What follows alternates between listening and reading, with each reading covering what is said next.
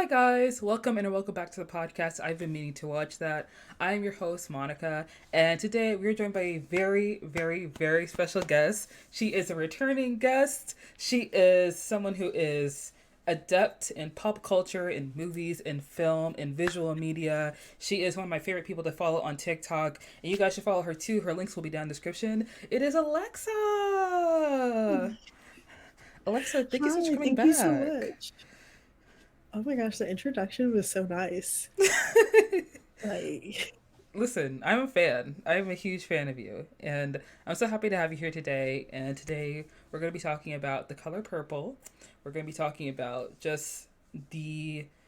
I feel like it's been generation upon generation of like different adaptations of this novel, of this piece of work. So we're really just going to go over like the original film and then like the remake that came out, talking about how it influences African American culture, how it takes from the original novel with Alice Walker, some criticisms of the original movie that came out in 1985, and then some things that were said about the remake in 2023. But before we dive into that, we are going to be talking about some entertainment news, new releases, and this new segment I'm calling Media Mania. So we're going to dive right in to our first topic, which is a recent interview that Issa Rae did. And basically, Issa Rae, she is the showrunner for Insecure. It was a hit show on HBO, and she had a recent interview with Time Magazine where she talked about how a lot of projects right now in Hollywood are being greenlit, but it seems like they're only being greenlit for profits and not for artistry or saying anything that is, purposeful, or intentional. And she spoke about it saying that I've never seen Hollywood this scared and clueless and at the mercy of Wall Street. I'm sorry, but there aren't a lot of smart executives out there, and a lot of them have aged out and are holding on to their positions, refusing to let young blood in. And truly, it makes sense why she's saying this because Issa Rae has an overall deal with Warner Media, and she also had her very popular show Rap Shit recently got canceled by Max. And even though she has this amazing deal with Warner Media, it still makes very much sense. It still makes a lot of sense that she would speak up and say this because this is not anything new that we've seen, especially out of Max. You know? yeah, and it's like, honestly, I think one of the things that I really liked the most about her statement is the focus and the emphasis on Wall Street, Mm-hmm. because I think that is really the issue. Is that you've got these, for the term finance bros who come into Hollywood and they have the money and thus they have the power, but they really don't know what they're doing. Mm-hmm. And their projects are really reflective of what their tastes and interests are and what they find to be valuable. And the business model is also based on this idea of like fast growth and constantly growing, so Mm-hmm. they want to show that you're constantly getting new subscribers. But television is not based on a model that is conducive for that. Like, Right. because you're only going to get new subscribers based on the new shows you create, right? You're not likely to get new subscribers because you greenlit the fourth season of a moderately successful show. For the most part, this show has found its audience, right? So it's like the business model that was television and movies is just not, like, it doesn't match Mm-hmm. with the ideologies of these Wall Street finance guys. And I think that that's why we're seeing so many of these cancellations and just like the quality of the film and TVs that we're getting. Mm-hmm. That's very true because there have been a lot of cancellations going on lately. And like you said, like to your point, there are people that are sitting in these seats as executives that have a background in business and not in television and media. So when they look at the things that are on their platforms, they don't really create anything that's going to retain their customers. They're constantly looking to grow and gain new customers. But then you make decisions that can upset the people that are already there and have already, paid for this service. And if you Hmm. lose those people, then what's going to happen to your business model? And a lot of people talk about like David Zaslav, and of course it's him, but it's also like the other executives that work under him. Because in 2020, Max had this initiative to bring in more diversity. So they brought in, a diversity, what is it? It's DIE, right? Diversity, DEI. DEI. Okay. I know it's like diversity something inclusion. Diversity, equity, and inclusion. Okay, right. They had that team they brought in, and there were a couple executives that they had to kind of like, I guess like lead this charge for more diverse content on HBO. And then in 2022, a lot of those executives were fired or let go of, and they were replaced by a few people, but there wasn't like as strong of a team as there was before. So with all these cancellations following that, it's not that surprising to me because there've also been a lot of projects that were announced in 2020 that had a lot of like Hmm. people of color that were going to lead them and make these shows happen, and these projects have just been shelved, or nothing has Hmm. been announced, or nothing has been worked, nothing has been filmed, no one else has been added to the production team, so you just announce these projects and then nothing is made. It's just a lot of miscommunication going on, it seems. I think there definitely is. And I think that there's like I said, I think there's just a disconnect between what the finance guys think is the right course of business and what we as audiences think. I think Mm-hmm. this is something that I personally do think a lot about this idea that we are dealing with, as much as I say finance guys, we're also dealing with tech guys. Mm-hmm. So we Okay. are dealing with a bunch of people who majored in business and STEM and told the rest of us liberal arts majors that we would be replaced with computers and that what we did was was not valuable. Mm-hmm. And they are now trying to replace creatives with AI and everything else, with like the algorithm for trying to create the perfect movie. If you've add this element and that element, the movie will be better, right? Trying to Mm-hmm. take more and more, trying to take the films more and more away from the hands of creatives. And I feel like we as audience members have been responding with, we don't like this, Yeah. and they're not accepting that maybe they were wrong, that you Mm-hmm. can't replace artists with a bunch of computers, and you Literally. can't replace writers with an algorithm, Mm-hmm. that there maybe is something to the idea that people have good taste and are good at writing, directing, and being these creatives. Like I think there's like an unwillingness from Wall Street and like Silicon Valley to admit that Mm-hmm. they were probably wrong on a lot of this. A lot of the Yeah. things that they thought people would want, it turns out we didn't. And at what point are we going to say that if capitalism is supposed to be that if the market is saying we don't want this, you're not going to give it to us anymore. So Mm-hmm. at what point are y'all going to admit failure and say the market is not responding well to this? I mean, you're absolutely right because they look like guys who are in those like STEM majors, they look down at people in like liberal arts majors because they feel like, oh, anybody can do this. A computer could Hmm. do this. And me personally, I'm the kind of person where I go see a movie, I sit through the credits. Like I sit to the very end. And it's not because I'm waiting for like a post credit scene or anything. It's because so many people worked on this movie, and it wasn't just the actors, it wasn't just the directors, it was so many people. So I'm gonna sit here and I'm gonna give appreciation to them, and I'm gonna like acknowledge all their names. And you can't have a computer do the job of 100 people because that's impossible. A computer couldn't make a show like I'm a Virgo. A computer couldn't make a movie like They Clone Tyrone. A computer couldn't make a show like Insecure or Grand Crew. A computer couldn't do that. It takes a team of people, a team of creatives, a team of little people to make the things happen on set. It takes the actors, the writers, the directors, the showrunners. It takes everybody. It takes a whole like village to make a show and to put that on a platform so people can watch it. And then for you to only expect like a certain threshold or a certain like number of streams to come from the show, and if it doesn't meet it, it's not worth being on your platform, is ridiculous. It's even worse when they take these shows completely off their platforms because they see no reason to hold these in their archives anymore, which is Yeah, disappointing. and that's what's also frustrating to me about it, because it's like the game has never been we want to make great TV and movies Mm, for people. The game is we are seeking to throw so much stuff at the wall that we can yep. become like too big to fail,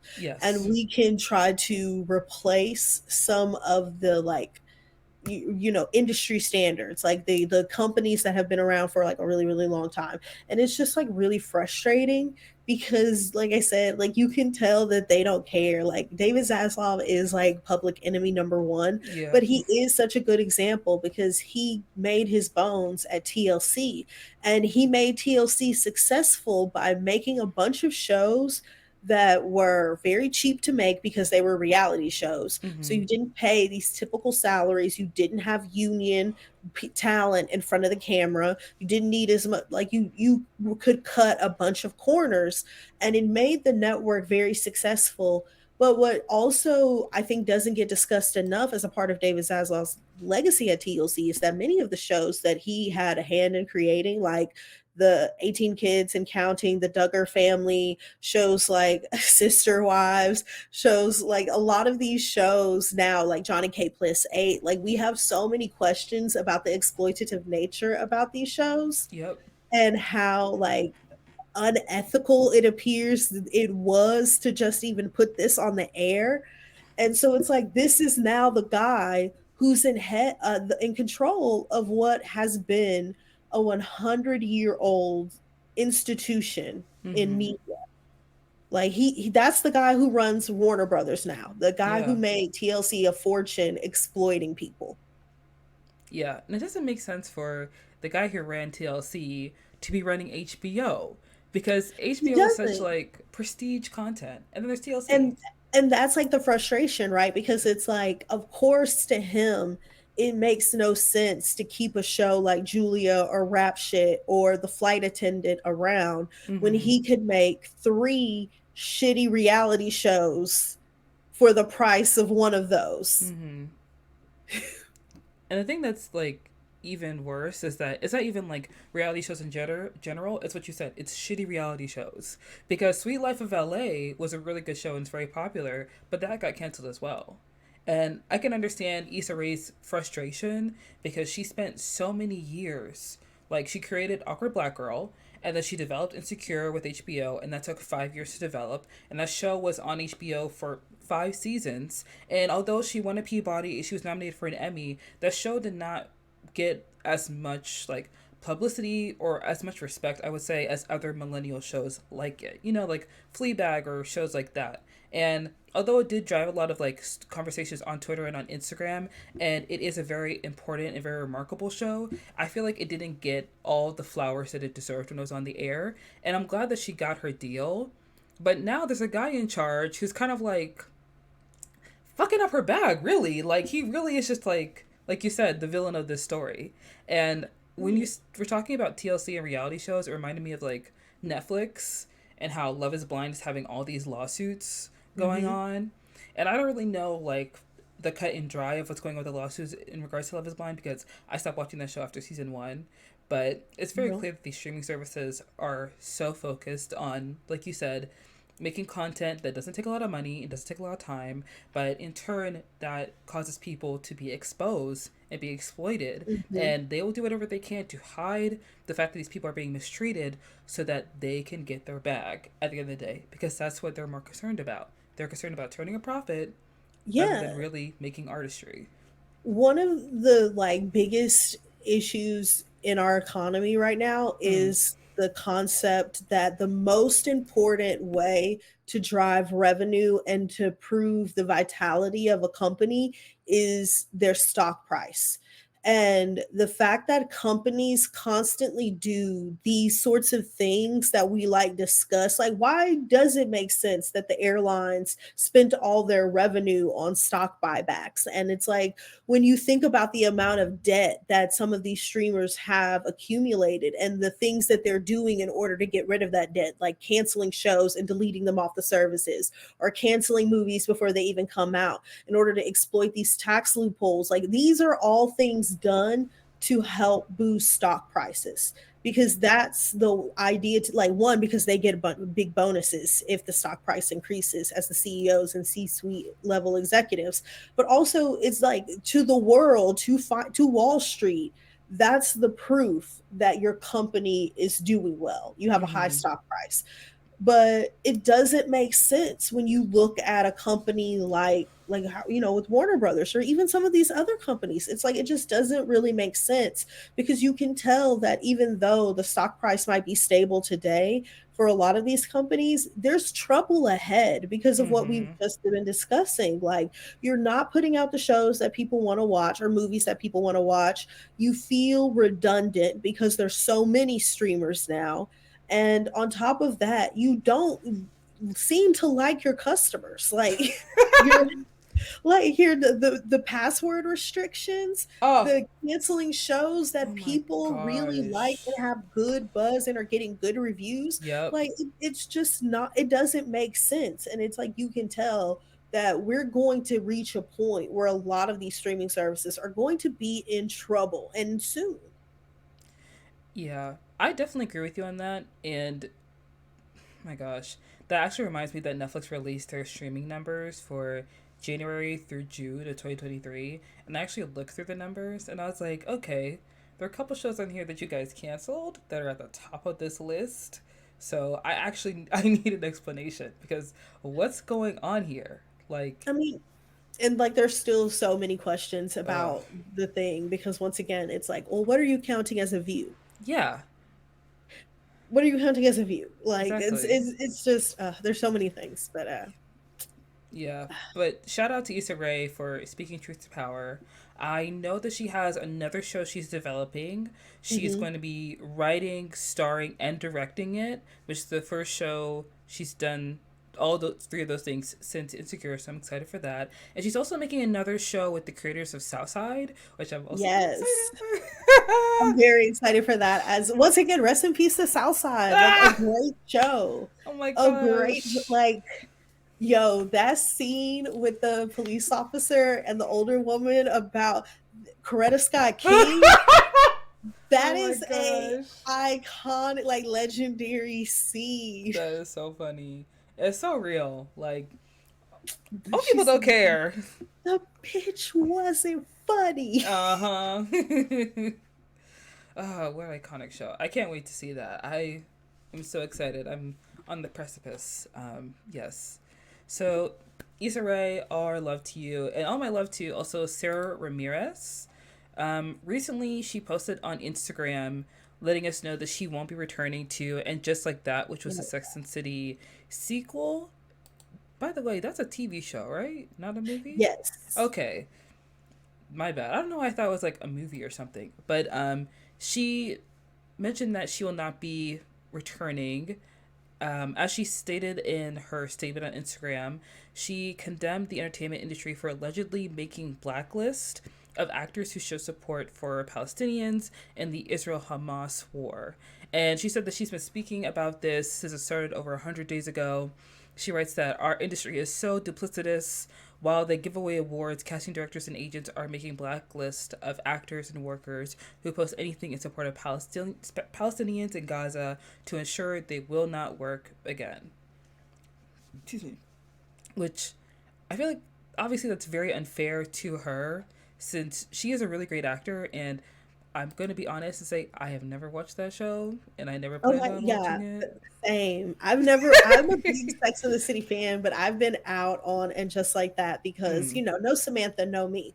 But I feel two ways about this. One, my mm, mom, like, okay, like I said, a big Sex and the City fan. My mom is a huge Sex and the City fan. She watches And Just Like That. Shay Diaz is a pretty divisive character. Like, a lot of people do okay. not like this character. So I can understand, Mm, honestly, regardless if like none of this stuff, like this war had happened, I don't think, I still think it was a possibility her character, their character would have been written off. right. uh but on top of that, I mean, it's totally realistic that there would be some sort of blacklist. Like, Hollywood within itself is in no way unfamiliar with blacklisting people because of Mm, their outspoken political beliefs. Like, this is mm-hmm. a very common activity in Yeah. Hollywood. So it's like I could see it.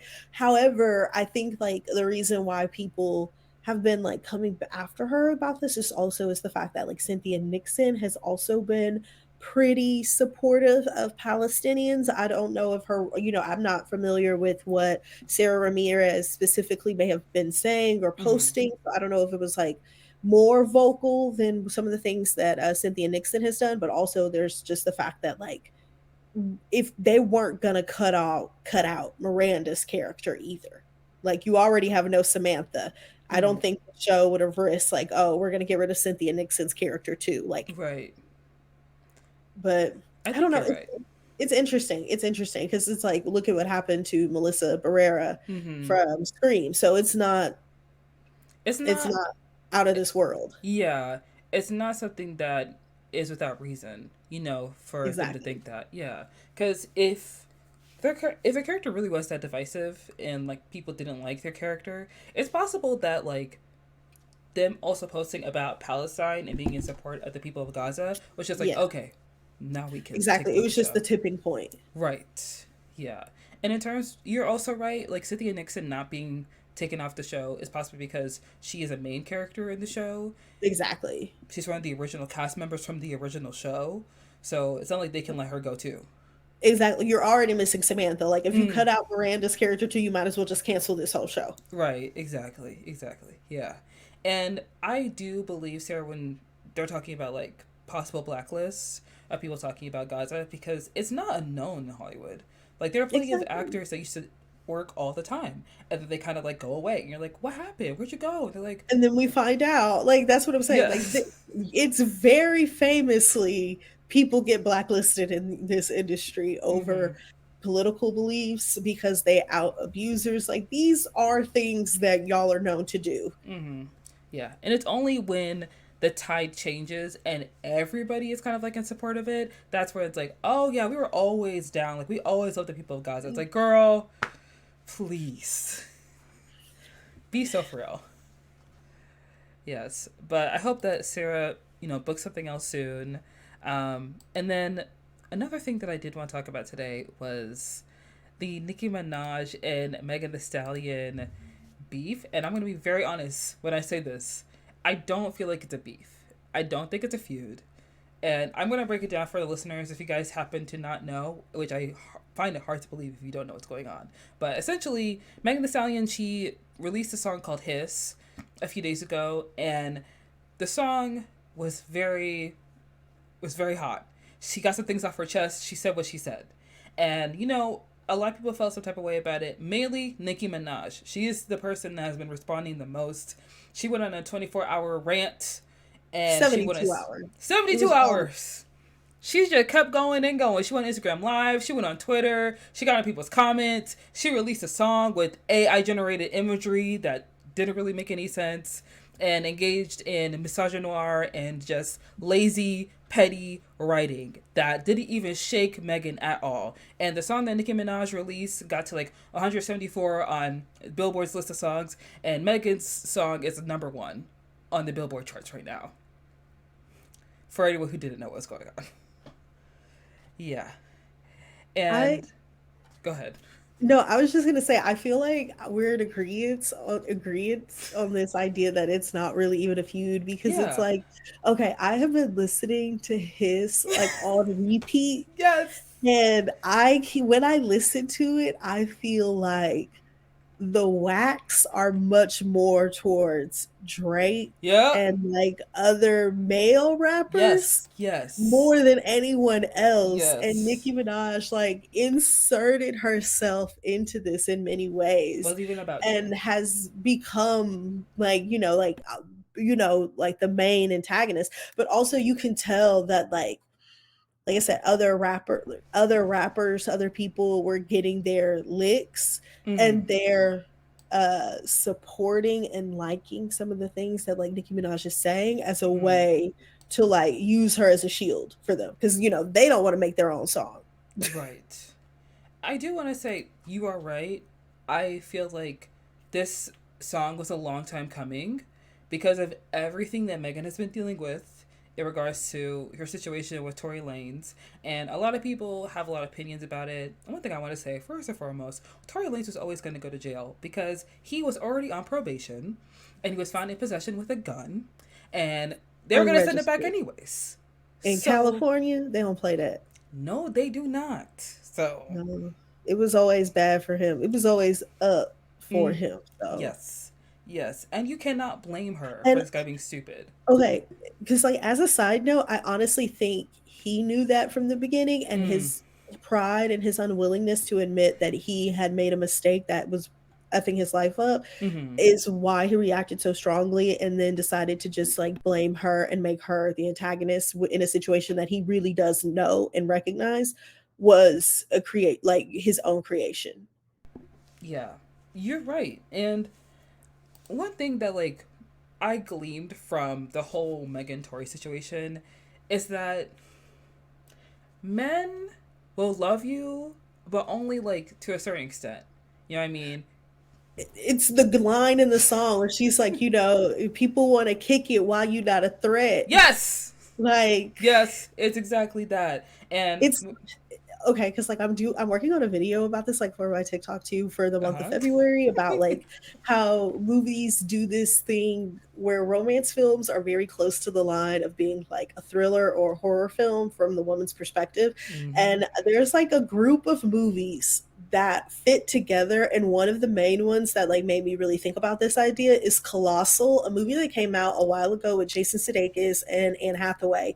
And it's like it did not do well when it came out, Oh but my I'm really obsessed gosh. with this film because there's a moment in the film where Anne Hathaway's character says, like, I at one point thought that you just wanted to fuck me, but now I realize that you want to be me. Hmm. And that movie is a lot about the feelings that men have when they're professionally jealous of women and how like patriarchy and misogyny does not prepare them to be professionally jealous of women. And I think that that is so much what like Meg has been dealing with over her career, specifically because she blew up so fast Mm-hmm. in, especially in comparison to like many of her other like male rappers who are of the same age range and came out around the same time. Like she Mm-hmm. became mainstream so fast Yeah. and has already gotten the accolades that many of her peers who've been rapping for much longer have been dying to get. And these are men who have in no way ever been prepared or ever thought that they would be in a position where they would be professionally jealous of a Mm. woman. Yeah. That's very true. And also, these men can't even compete with her to begin with. Yeah. That's one I thing they mean, have to that's yeah, reconcile like with. to know that this woman is a better rapper than you, she's a better performer than you. Perform her She on like that. yeah, it's like Mm-hmm. because that's just really what it is. Like this woman Yeah. is better at this than I am. Mm-hmm. And That don't I sit right was with you. yeah, it doesn't sit right with you. Mm-mm. It's sad because Megan, like, all in all, is such a good person. She genuinely just tries to work hard and just do her job. And it sucks because she lost her mother not recently, like a long time ago. And I think it was like at the start of her career. And it hurts me personally because I know what it's like to lose someone very close to you. And for you to not get over that for years and years and years, that does something to your psyche. Like the amount of stress and pressure and anxiety Mhm. she has been dealing from not only people close to her, not only people she knows, not even her peers, but just the world in general because she has become such a phenomenal superstar, like you said, in such a short amount of time. So there's so many eyes on her that people will pick apart and try to take her down for a number of things, whether it was Meg Tory, that situation, or it's because she collaborated with BTS. You know, people always try to cut her down. And you're right. Like in her song, she said, everyone wants to kick with you when you're not a threat. So this song is not a surprise, and it was a long time coming. And I'm glad that she's getting it off her chest and she's moving forward because she's been dealing with enough throughout her Facts. Can't tenure. wait for the album. Can't wait to try to fight for with all the other hotties to get Yes. tickets to the tour. I think this is such an interesting situation as somebody who's like, listened to rap music her whole life. Mm-hmm. I'm super excited for what we're on the precipice of Yeah. in the genre because I think we're at a place now where it feels as if the older generation of like millennial rappers that would be people like, Kanye West, Drake, are Mm-hmm. now in a position where they're going to have to pass the baton to a bunch of women.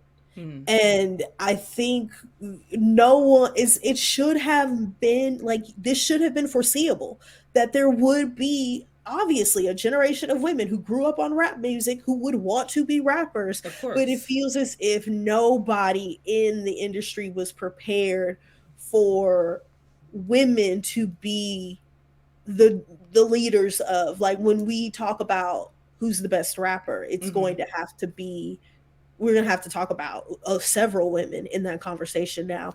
And I Mm-hmm. think that that's something that, like, we're seeing, like, a lot of men in music really really rebel against. Yeah. And also to your point is that I just want to speak to the Nicki part of it. Like, I know that a lot of people are Nicki fans, and I was as well. And the thing is, when I was younger, I actually didn't grow up on secular music. I grew up in Christian Hmm. music. So when my family got internet when I was like 13 years old, which is kind of late to get into like, Oh, but I feel it.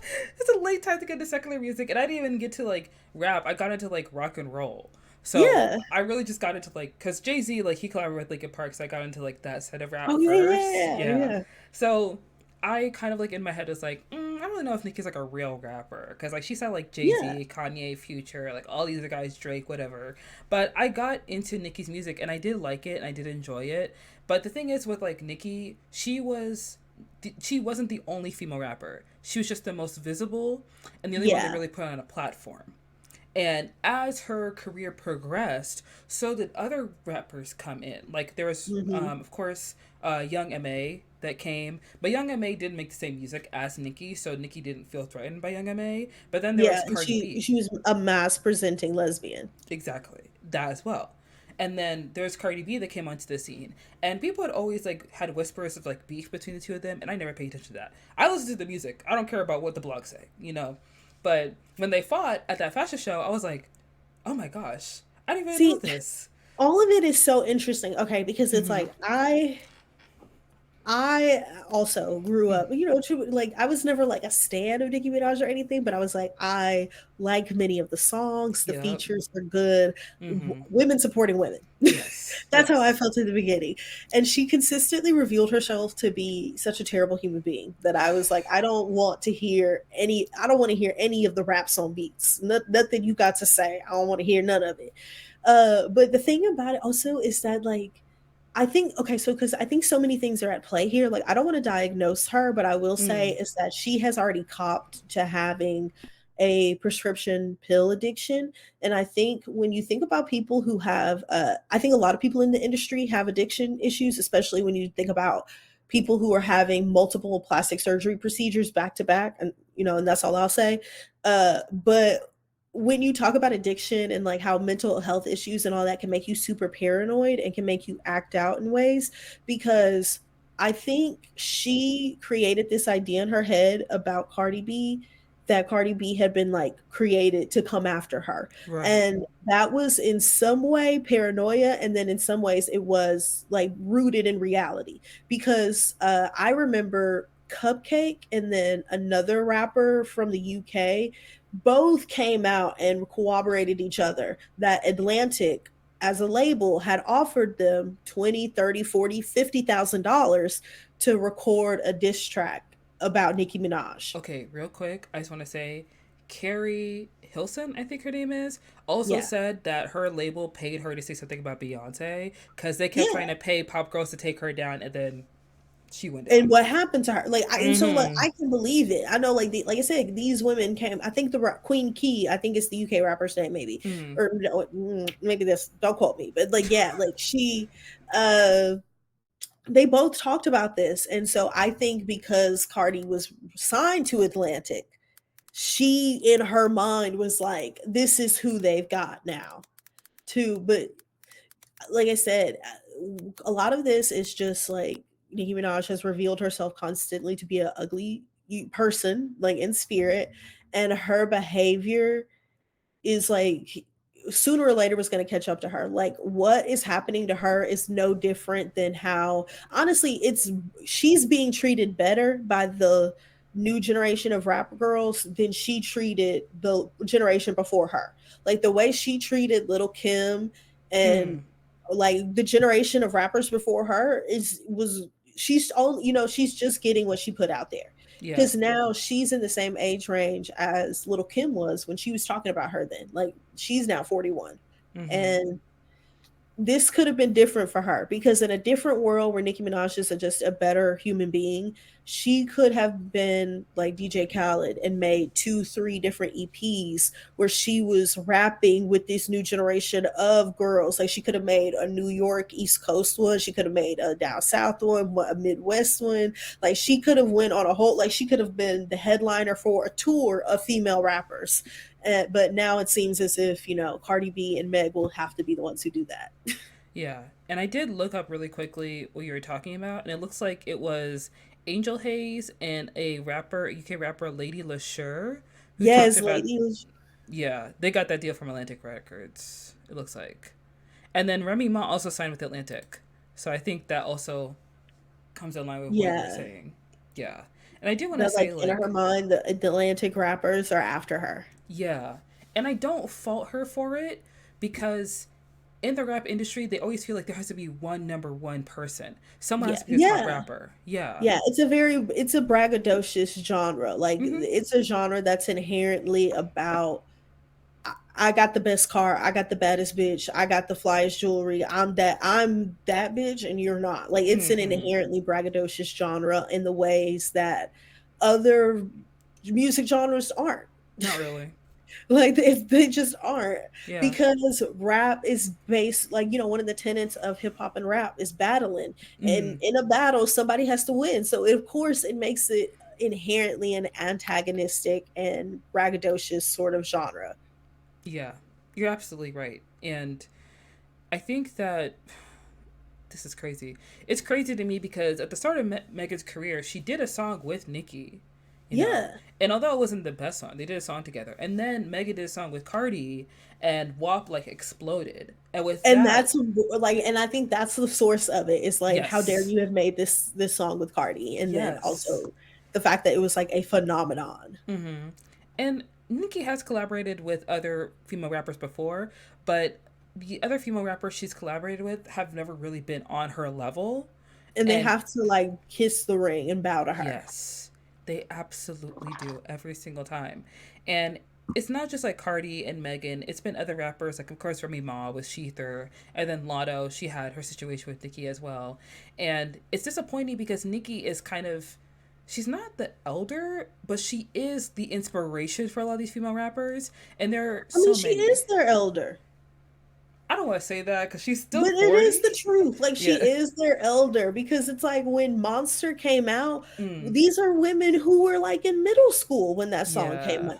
Like, Mm. she is their elder. They did look up to her. Like, that's what makes it so ugly, is because she took advantage of the fact that these are young women who obviously, like, these are young women who are rappers. She was the most famous female rapper when they came out.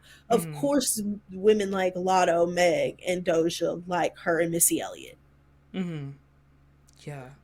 And it does suck because there's so many good female rappers. Like there's Phil Millie, there's Mona Leo, there's obviously Megan, Doja.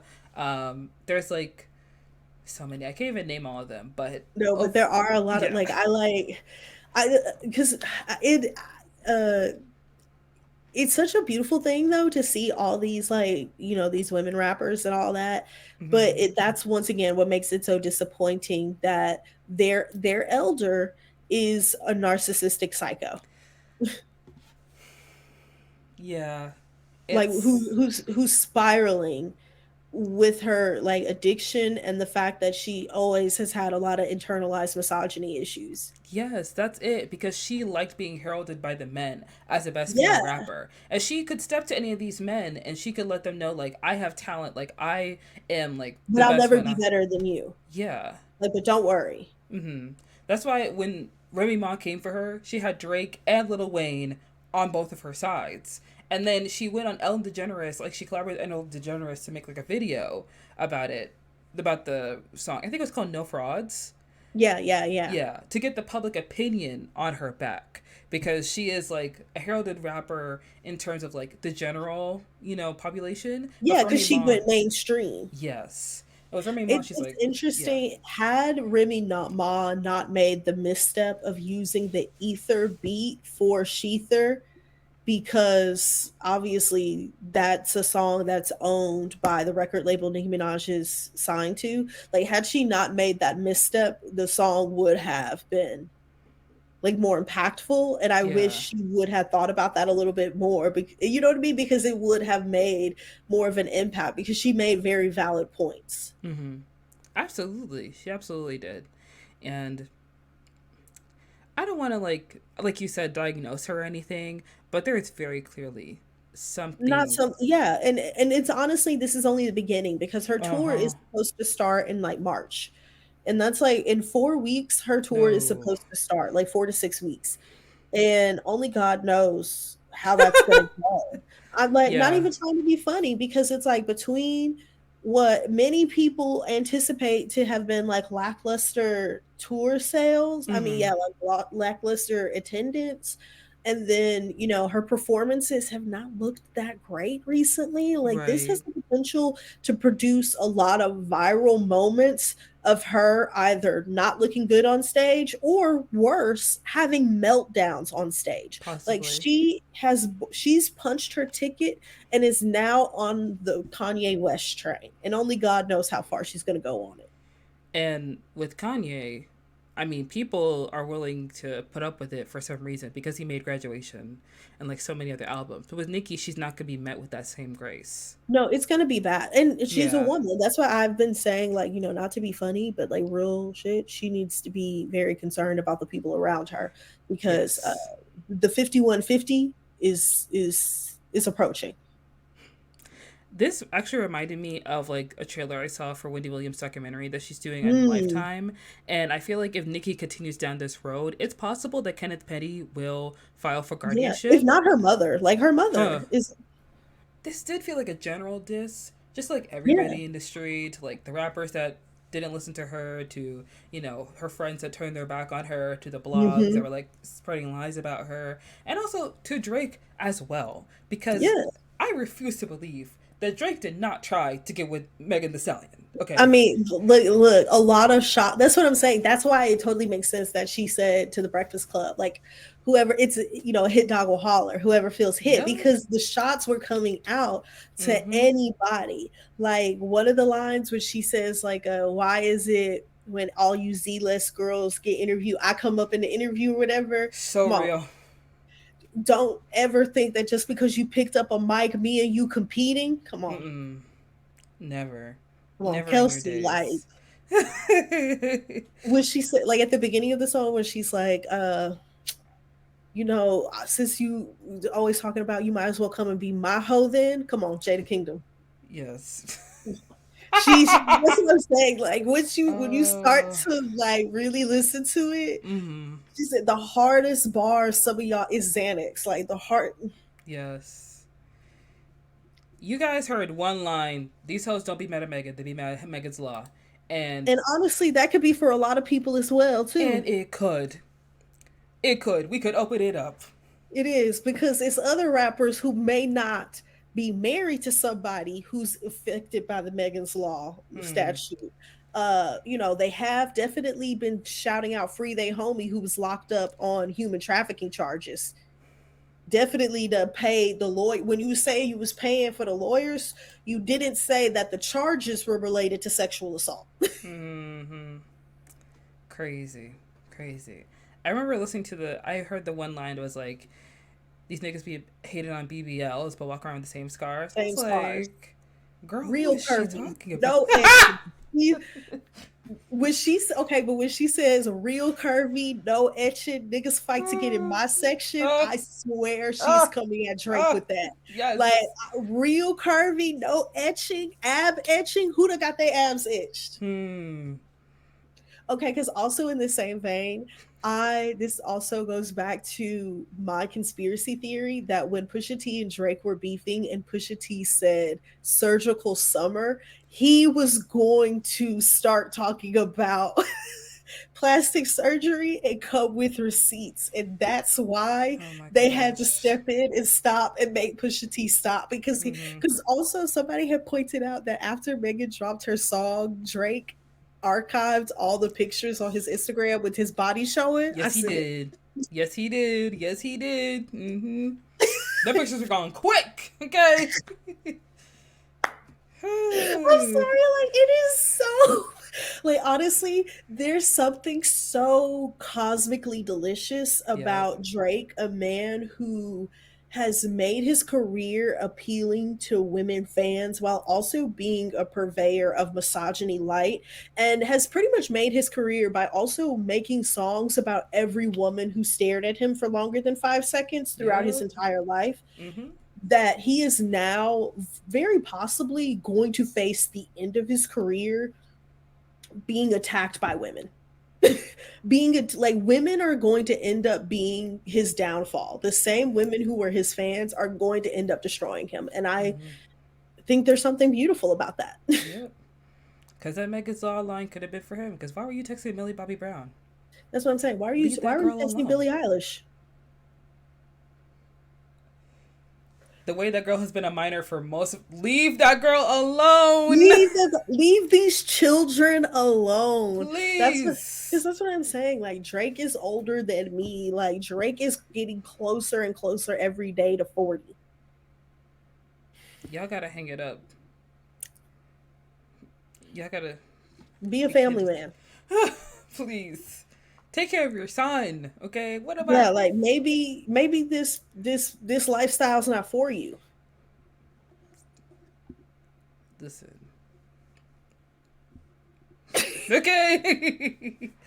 Alright. With that, I just want to bring in one new release that I'm very excited for.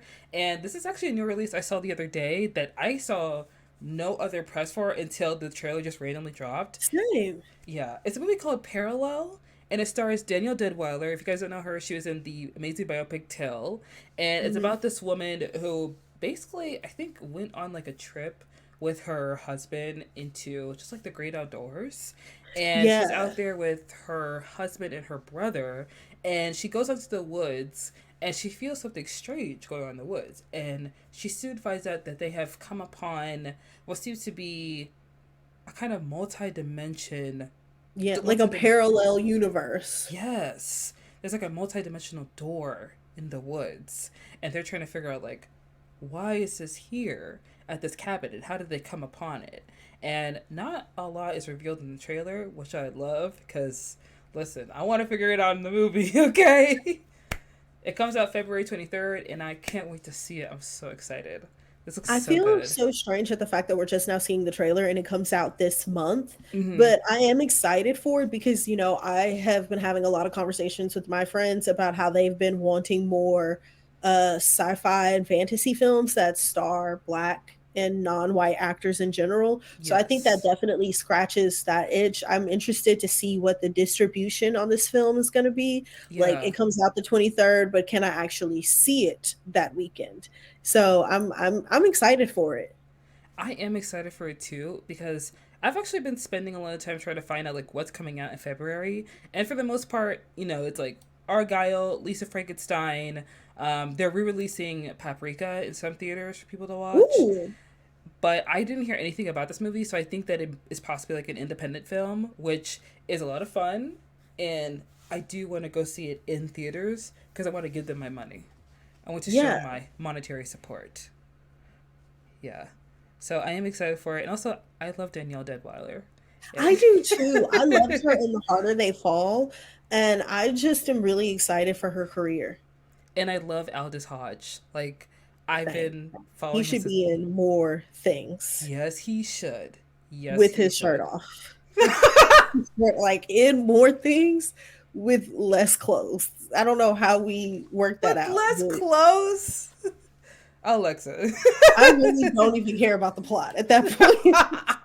I support bringing back, like I like, as somebody who watches a lot of like older movies, when you Hmm. watch movies from like the 80s and 90s, they literally will do anything to have men take their shirt off in shows in movies. There's so many unnecessary scenes where men are Hmm. changing shirts. Is it really necessary to the plot? Absolutely no, but they wanted you to see Bruce Willis with his shirt off, and I feel like that's the energy we should bring back. Oh my god. That's You what should. makes films great. That's how you make a man a movie star. Nobody wants to say it, but that's how you do it. That's how you do, how you do Oh my gosh. I mean, you're not wrong. like, You're not far from the it's point. not just about being in the right kind of movie. They got to shoot you in the right kind of way to make us as the audience know that you're a star. And Yeah. that's how you do it. Yeah. That's very true. And you do watch a lot of older movies. I've been seeing it on your TikTok. You review a lot of like older films, like classic films. So Yeah, it's an obsession. I think it's a good obsession. Yeah. Hopefully, maybe, possibly, we will see Aldous Hodge take a shirt Yeah, I off. feel like I learn a lot. I feel like I've learned so much about I do. I feel like I learn a lot about America and like us as a About country. America?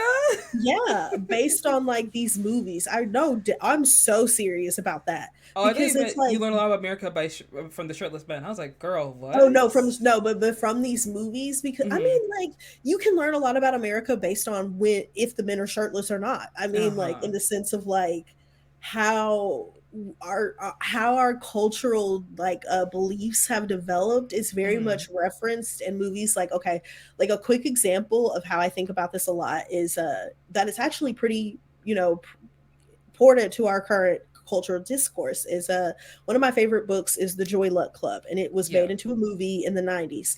In the movie adaptation, one of the characters gives birth to a son and accidentally drowns him in a lot of her postpartum grief and the grief of learning that her Oh. husband is having an affair. Spoiler alert for Oh. this 30-year-old movie.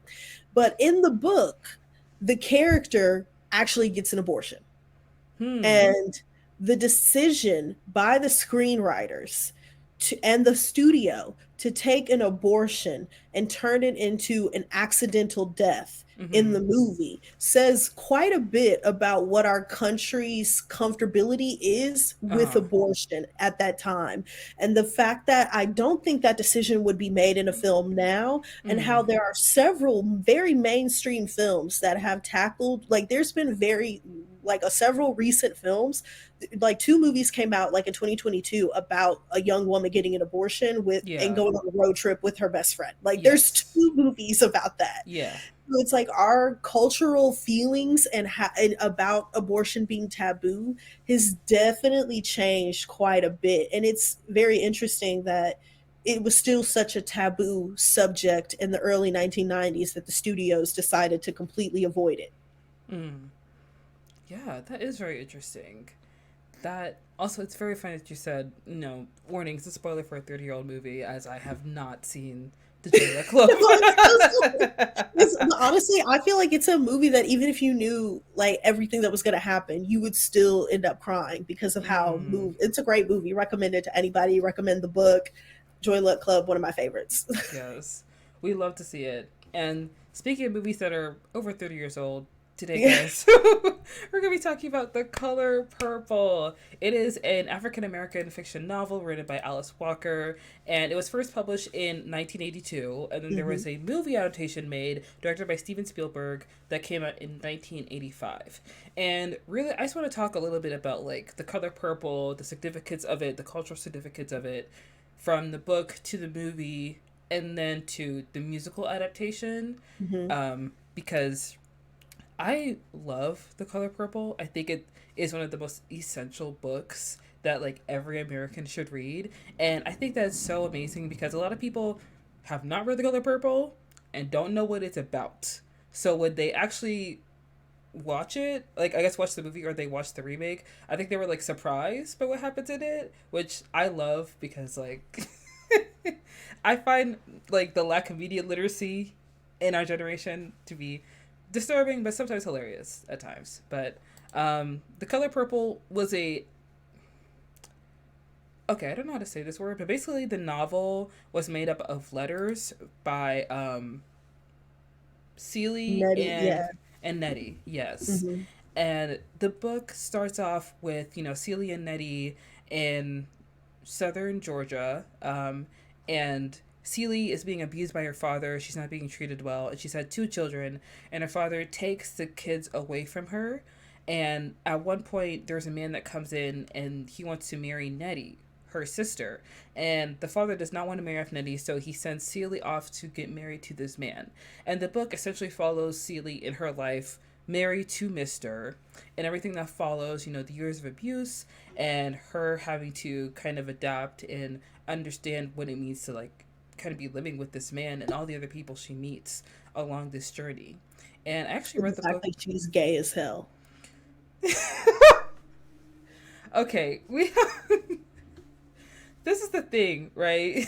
Because a lot of people haven't read The Color Purple, they don't know that it's a queer story. Like they don't know that the main character is It's queer. super gay. Hmm.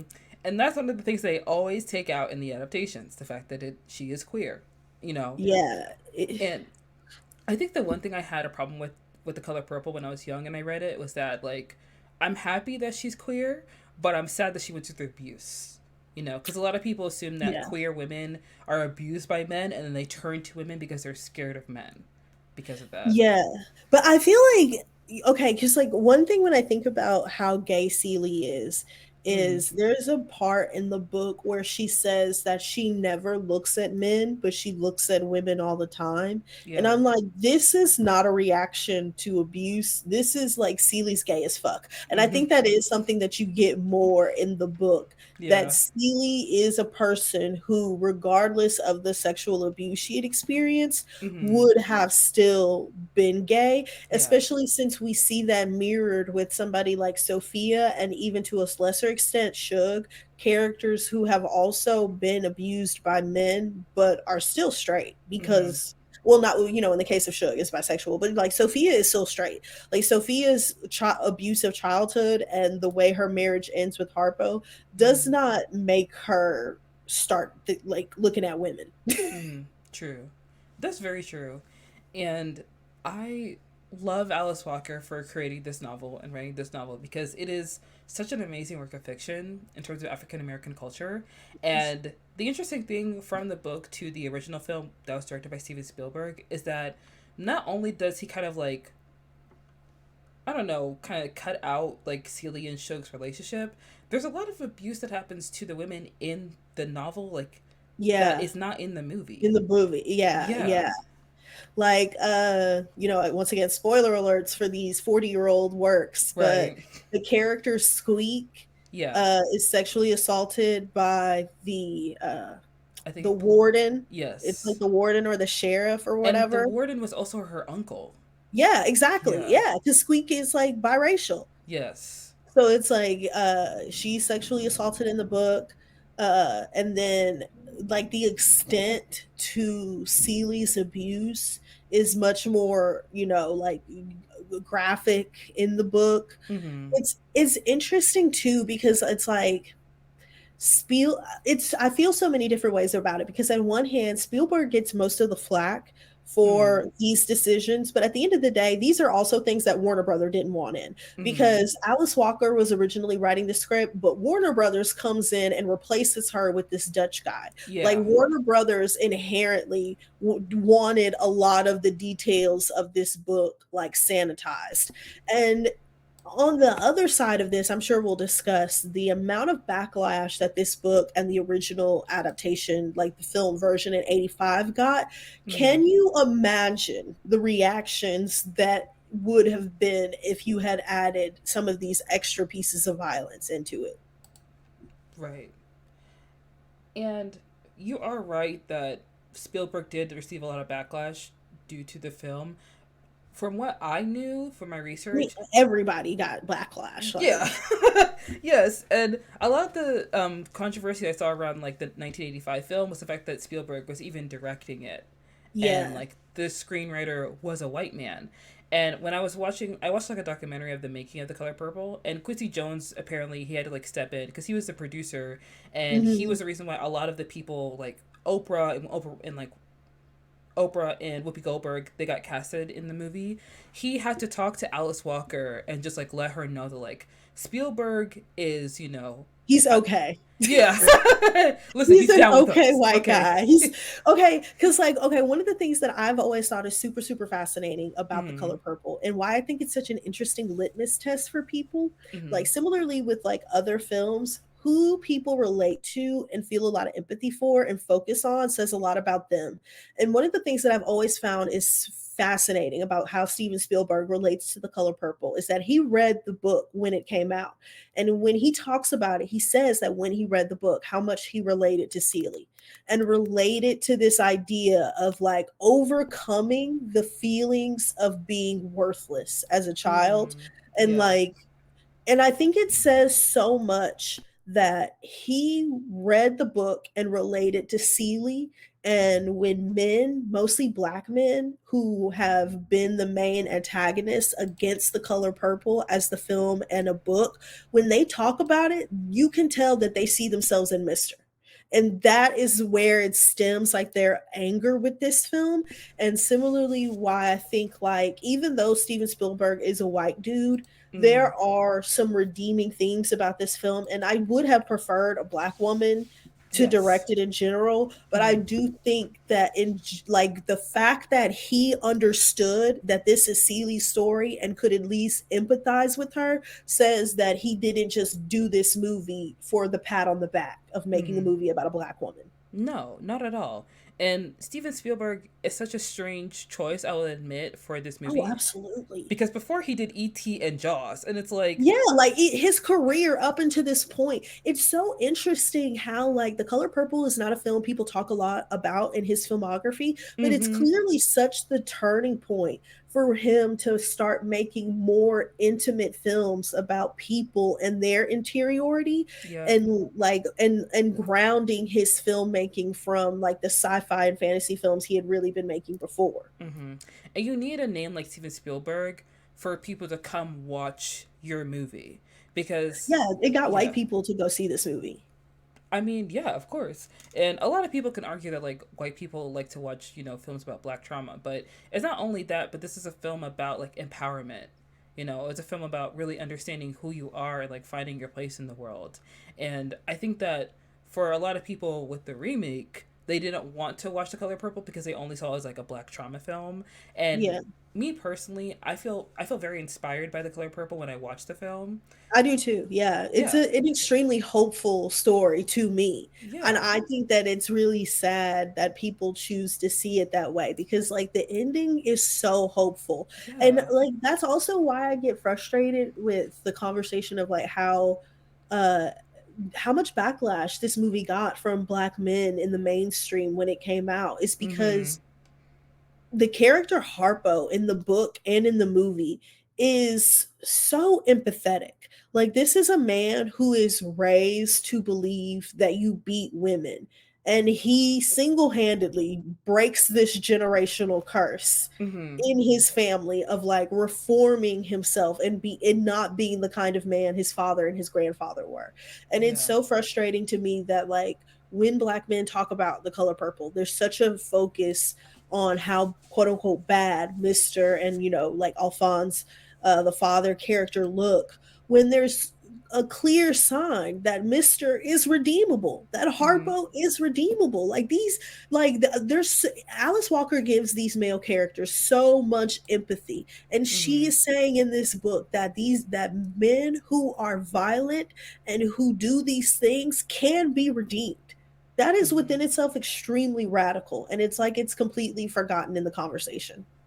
Yeah, and you are right in saying that you know Alice Walker does give a lot of grace to these male characters because Mister, all in all, is such a terrible person and a There's terrible another character. version of this book that has him die. Yeah, I did hear about that. I did hear about that. You know, it's like, but you know what I mean? Like, there's another version of the story where his character gets killed in a very horrific way. And it would have Mhm. been fun, it would have been great, but that would have been in many ways the easy way out. And instead, Yeah. Alice Walker does all these things to redeem him as like a character and a person. Yeah. And I feel like I really wish people were not lacking in reading comprehension. You Yeah. know, because these stories are so powerful and essential because you may be upset because you feel like Mr. is harmful to the like portrayal of black men and somehow like shows like a stereotypical portrayal of black men in like books and in movies, but it's really just like Mr. is the embodiment of what hypermasculinity looks like in the black community because Exactly. his father treats him like trash on his land, in his house. That daddy don't pay no bills. Those livestock are not his. Those chickens are not his. That house isn't his. And yet he comes on his son's land, in his home, and disrespects him in front of his wife. And he does that in turn to Harpo. He tells Harpo to beat Sophia because a woman needs to stay in line. A woman needs to be meek. A woman needs to listen to a man. And Harpo realizes this in the hard way that you should not treat women like they're just baby makers and Mm-hmm. mates. They are people. They're your partner. They are there with you. And if you disrespect a woman enough, she gonna leave you. Because that's what Yeah. happened to Harpo, and that's what happened to Mister. And I'm sure that's what Yeah. happened to their daddy. Like, granddaddy, really. I mean, that's facts, but it's like that's what's so, once again, so frustrating about the response to the book, the movies, is Mm-hmm. that these are honestly very empathetic tales of what racism and like patriarchal values can do to a person's humanity.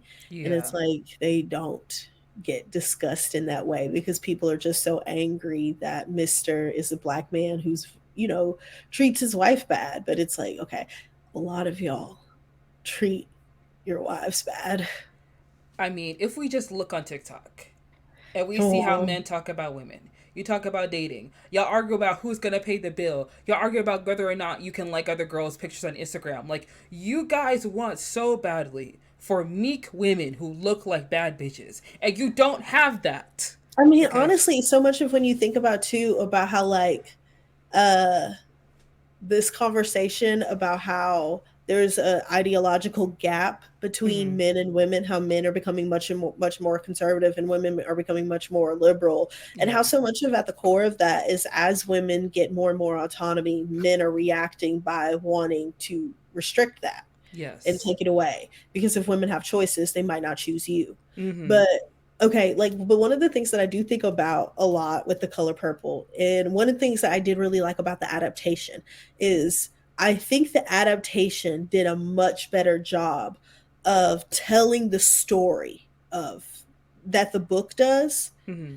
The second adaptation, excuse me, I think like the most recent one, the musical version, Mm-hmm. can does a better job of like creating a timeline and telling the story of what happened and how things happen. Because one of the most important things about The Color Purple that the 1985 version does not make clear is the fact that Mr. wanted to be a musician and he wanted to marry Suge and Yes. go off, and he never wanted Yes. to be a farmer, but his Yes. father made him because they had that family land. Mm-hmm. And the whole purpose for him as his father's son was to farm that land. And Mm-hmm. how so much of Mr.'s anger and his, disappointment and his bitterness is because he was forced to be a farmer and have this life when he Mm-hmm. really wanted to go off to Memphis and Chicago and all these other places and play and be a jazz musician. Mm-hmm.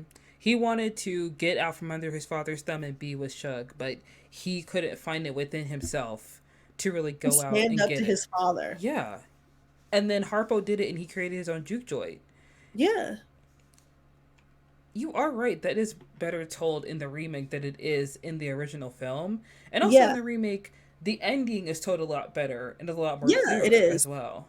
Yeah, it's much more clear, Mm-hmm. and it makes it clearer the sacrifice that Mr. makes in Yeah. order to help Nettie and Celie's children get to America. Right.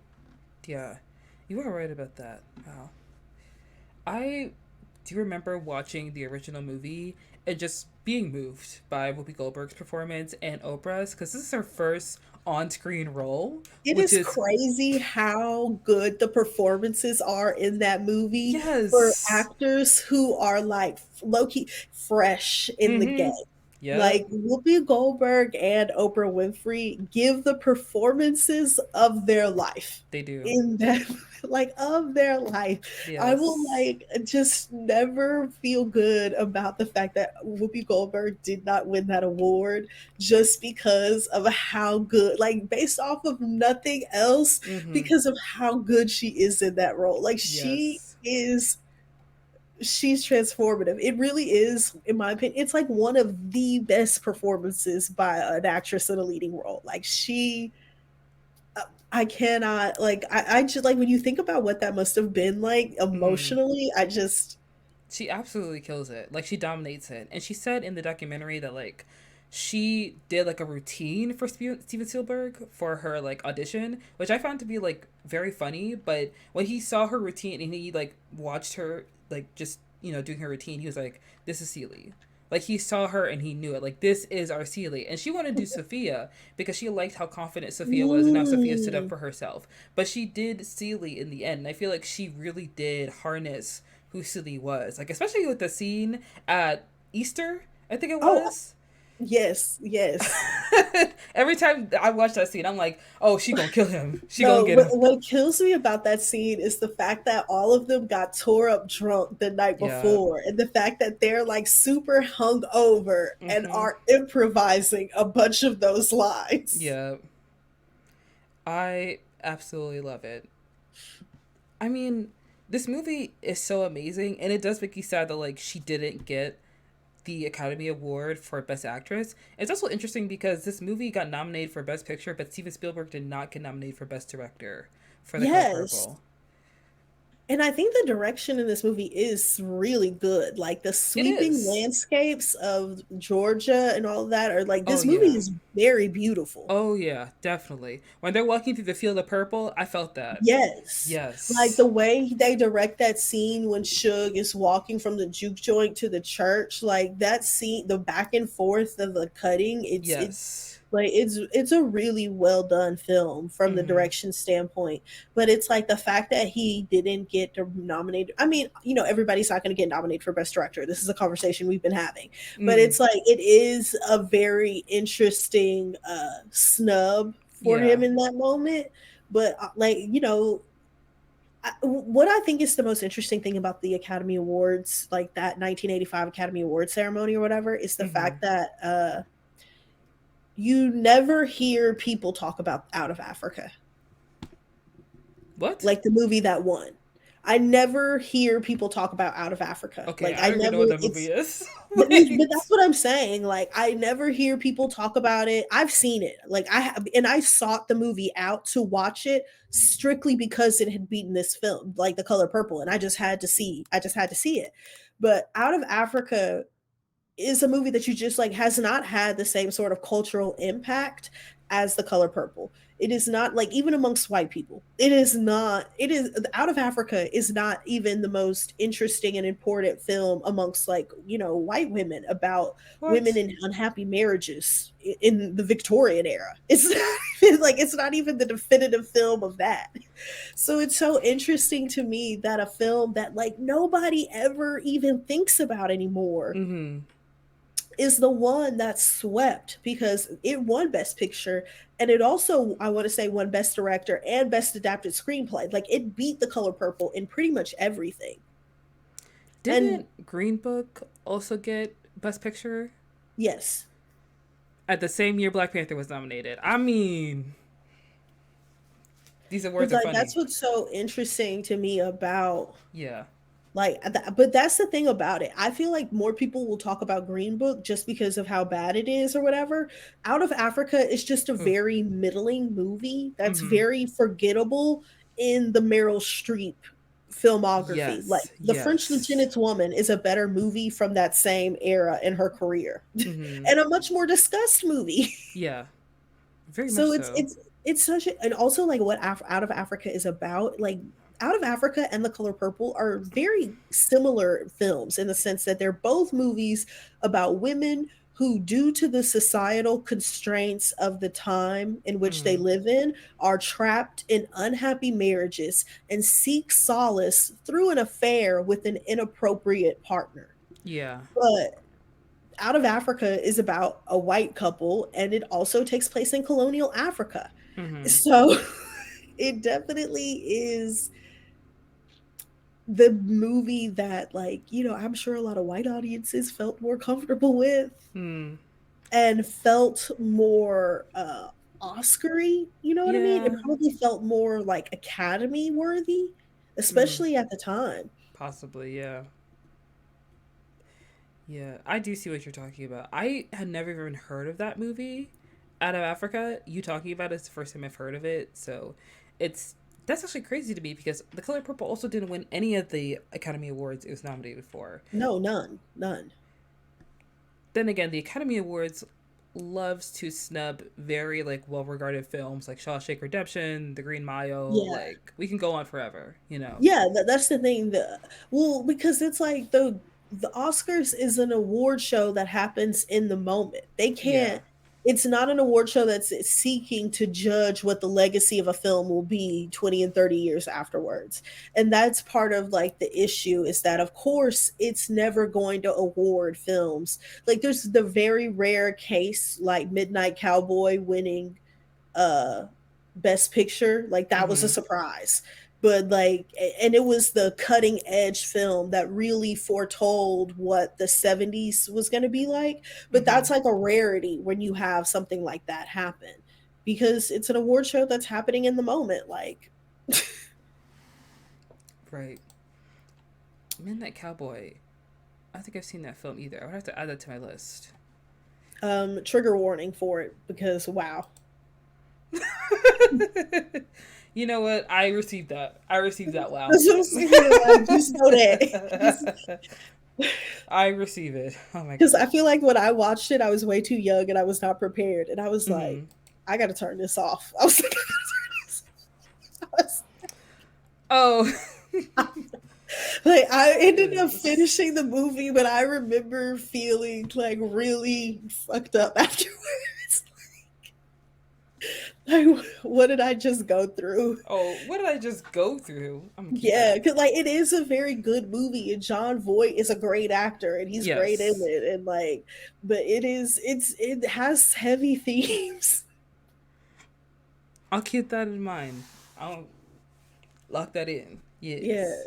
it's that's like also what is so interesting about like the Academy Awards, because I'm sure uh when like the night after this happened, or like the night it did happen, they Mm-hmm. all went home and were thinking, damn, I thought we would at least like win one. But I'm sure at the same time it had to feel like this is what we expected, which is disappointing. Yeah, it is disappointing, and I don't want to say that like the nominations didn't like launch Whoopi Goldberg's and Oprah Winfrey's career because they did, but it would have been better to have seen them receive something for this award because you're right, the Oscars cannot predict the legacy of a film, but when you have a film like The Color Purple that is such an achievement and such an amazing story, it deserves some kind of recognition, you know. But also like looking back at it, one of the things that I also think is one of the snubs here, in my opinion, is the fact that Danny Glover and that Whoopi Goldberg is the only person who got an acting nomination. Oh, Oprah did it. She did. Her and Oprah are the only people, but I Oh, feel, okay. because I'm looking at the best actor category from that year, Yeah. and no shade at all to some of the people here, but I would say that Danny Glover's absence is fucked up, because Hmm. James Garner is here for Murphy's Romance. I've seen Murphy's Romance. I enjoy it. It Hmm. is a nice romantic comedy, but it is crazy that he is in this category over Danny Glover's Yeah. performance in The Color Purple. It Hmm. is crazy to me. Yeah. I mean, I would agree with you on that because Danny Glover really did give it his all when he was playing the role of Mister. Like, when the two younger Celie and Eddies were like holding on to each other for dear life to not separate each other, He's he terrifying in this he movie. is he is going in on them. Like he literally like bang like he like brashes his fist against her hands to get her off of the little tent that she's holding on to, and she throws her like out of his Yeah. house, like off of his land. Like he is fully committing to this role. And I Yeah. think that's what I love so much about the original film because it's just I feel like I am watching this book come to life. And Danny Yes. Glover, you're right, It's is very terrifying. visceral. It's so Yes. visceral. And Okay, so raw. I see like Margaret Avery and Oprah both were nominated and Best Supporting Actress, and that is such a tough situation, because when two people are nominated from the same movie in the same Mm-hmm. category, it is such a, it's hard Mm-hmm. for either one of them to win. Yeah. But it's just so disappointing how this happened. And when you look at like Out of Africa, Color Purple, Kiss of the Spider Woman, Prissy's Honor, and Witness, the movie, Ooh. all of these are movies that only real movie fans know about, except for The Yeah. Color Purple. Because like Out of Africa, Prizzy's Honor is like a biographical history film that stars Jack Nicholson and Angelica Houston. Yeah. The Kiss of the Spider Woman is an adaptation of the play by the same name. Yeah. But it's like a spot. It's a drama that has like a lot of like political intrigue Mm. into it. And then Witness is like a crime film starring Harrison Ford about a kid who's, I think it's like a kid who's witnessed a horrific crime, basically. Mm-hmm. No shade. This is something that I do think a lot about, is that the 80s are kind of like a weak year. Hmm. I mean, a weak decade in the academies. You get a lot of you have a lot of wins in the best actor and best actress category that look funny in the light, in the sense that like you look at some of the nominations and you're like, what the fuck is this? How did you get here? No, and it's like, how did this movie get here? Because Yeah. in any other decade, this would have been a movie that wouldn't have even been nominated for an Academy Award at all, let alone True. one. Because Mm-hmm. if you had put Out of Africa in the 70s, I don't even think this is a movie that would have got nominated. No. And No. so it's like I said, it's just very interesting how like that happened, because the 80s is like a very strange decade in the Academy Awards. You do have a lot of movies where you're like, this is like a B movie. How did you get this Academy Yeah. nomination? It's like y'all ain't trying hard enough. Like this Y'all were, feels. but yeah, it's such an interesting situation, especially because like Geraldine Page, who beat Whoopi Goldberg, is essentially winning a, a career Academy Award for like having a great film career in general, not necessarily that performance. Mm. And what I think is super interesting about it too is that Geraldine Page is an actress who had been looked over earlier in her career. Like in my mind, in a perfect world, Geraldine Page would have an Academy Award probably for Sweet Bird of Youth Mm-hmm. or one of her supporting performances. Uh huh. But because she was never considered like a great beauty and was never an ingenue, she Mm. was oftentimes passed over for her peers in the 1950s and 60s, like for the Yeah. Elizabeth Taylors of the world.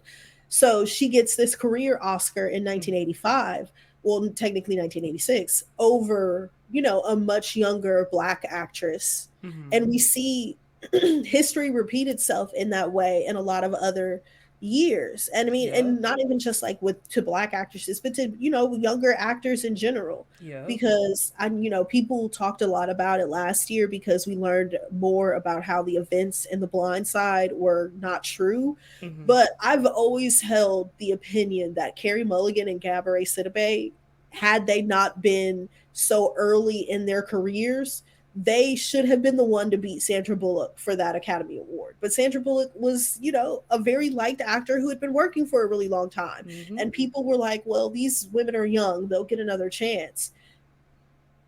But it's like, who's to One of them say? did. Hmm. But that's the thing. Carey Mulligan still hasn't won.